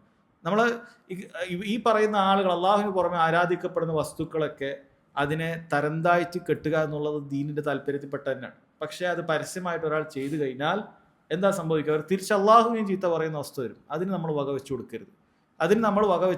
ആ ഒരു ഉപദ്രവം ചെറുക്കുക എന്നുള്ള കാര്യത്തിനാണ് നമ്മളെപ്പോഴും മുൻതൂക്കം നൽകേണ്ടത് എന്നാണ് സഹോദരങ്ങളെ പറഞ്ഞു വന്നിട്ടുള്ളത്. അപ്പോൾ ഇത് വലിയ ഒരുപാട് വിഷയങ്ങളിലേക്ക് നമ്മുടെ ദീനിലും ദുനിയാവിലും അതേപോലെ തന്നെ നമ്മുടെ കച്ചവടത്തിലും അതേപോലത്തെ ഇബാദത്തിലും എല്ലാ ഇടങ്ങളിലും നമുക്ക് ഉപകരിക്കുന്ന ഒരു വലിയ പൊതുതത്വമായ ഒരു ഹദീസാണ് ലാ ദററ വലാ ദിറാർ എന്ന് പറയുന്നത്. അതിൻ്റെ അർത്ഥമാകട്ടെ നാം വിശദീകരിച്ചതുപോലെ 6ഓളം വിശദീകരണങ്ങൾ പണ്ഡിതന്മാർ അതിന് നൽകിയിട്ടുണ്ട്. അതേപോലെ അതിൽ നിന്നും ഉരുത്തിരിഞ്ഞു വരുന്ന ഒരുപാട് ഖായിദകളും അടിസ്ഥാനങ്ങളും വേറെയും ഉണ്ട്. അല്ലാഹു സുബ്ഹാനഹു വ തആല കാര്യങ്ങൾ മനസ്സിലാക്കാൻ അതനുസരിച്ച് പ്രവർത്തിക്കാൻ നമുക്ക് ഏവർക്കും തൗഫീഖ് ചെയ്യുമാറാകട്ടെ. വഹാദാ വല്ലാഹു തആല അഅലം വസല്ലല്ലാഹു അലാ നബീന മുഹമ്മദ് വഅലാ ആലിഹി വസഹ്ബിഹി വസല്ലം. സുബ്ഹാനക അല്ലാഹുമ്മ ബിഹംദിക അശ്ഹദു അൻ ലാ ഇലാഹ ഇല്ലാ അൻത അസ്തഗ്ഫിറുക വഅതൂബു ഇലൈക്.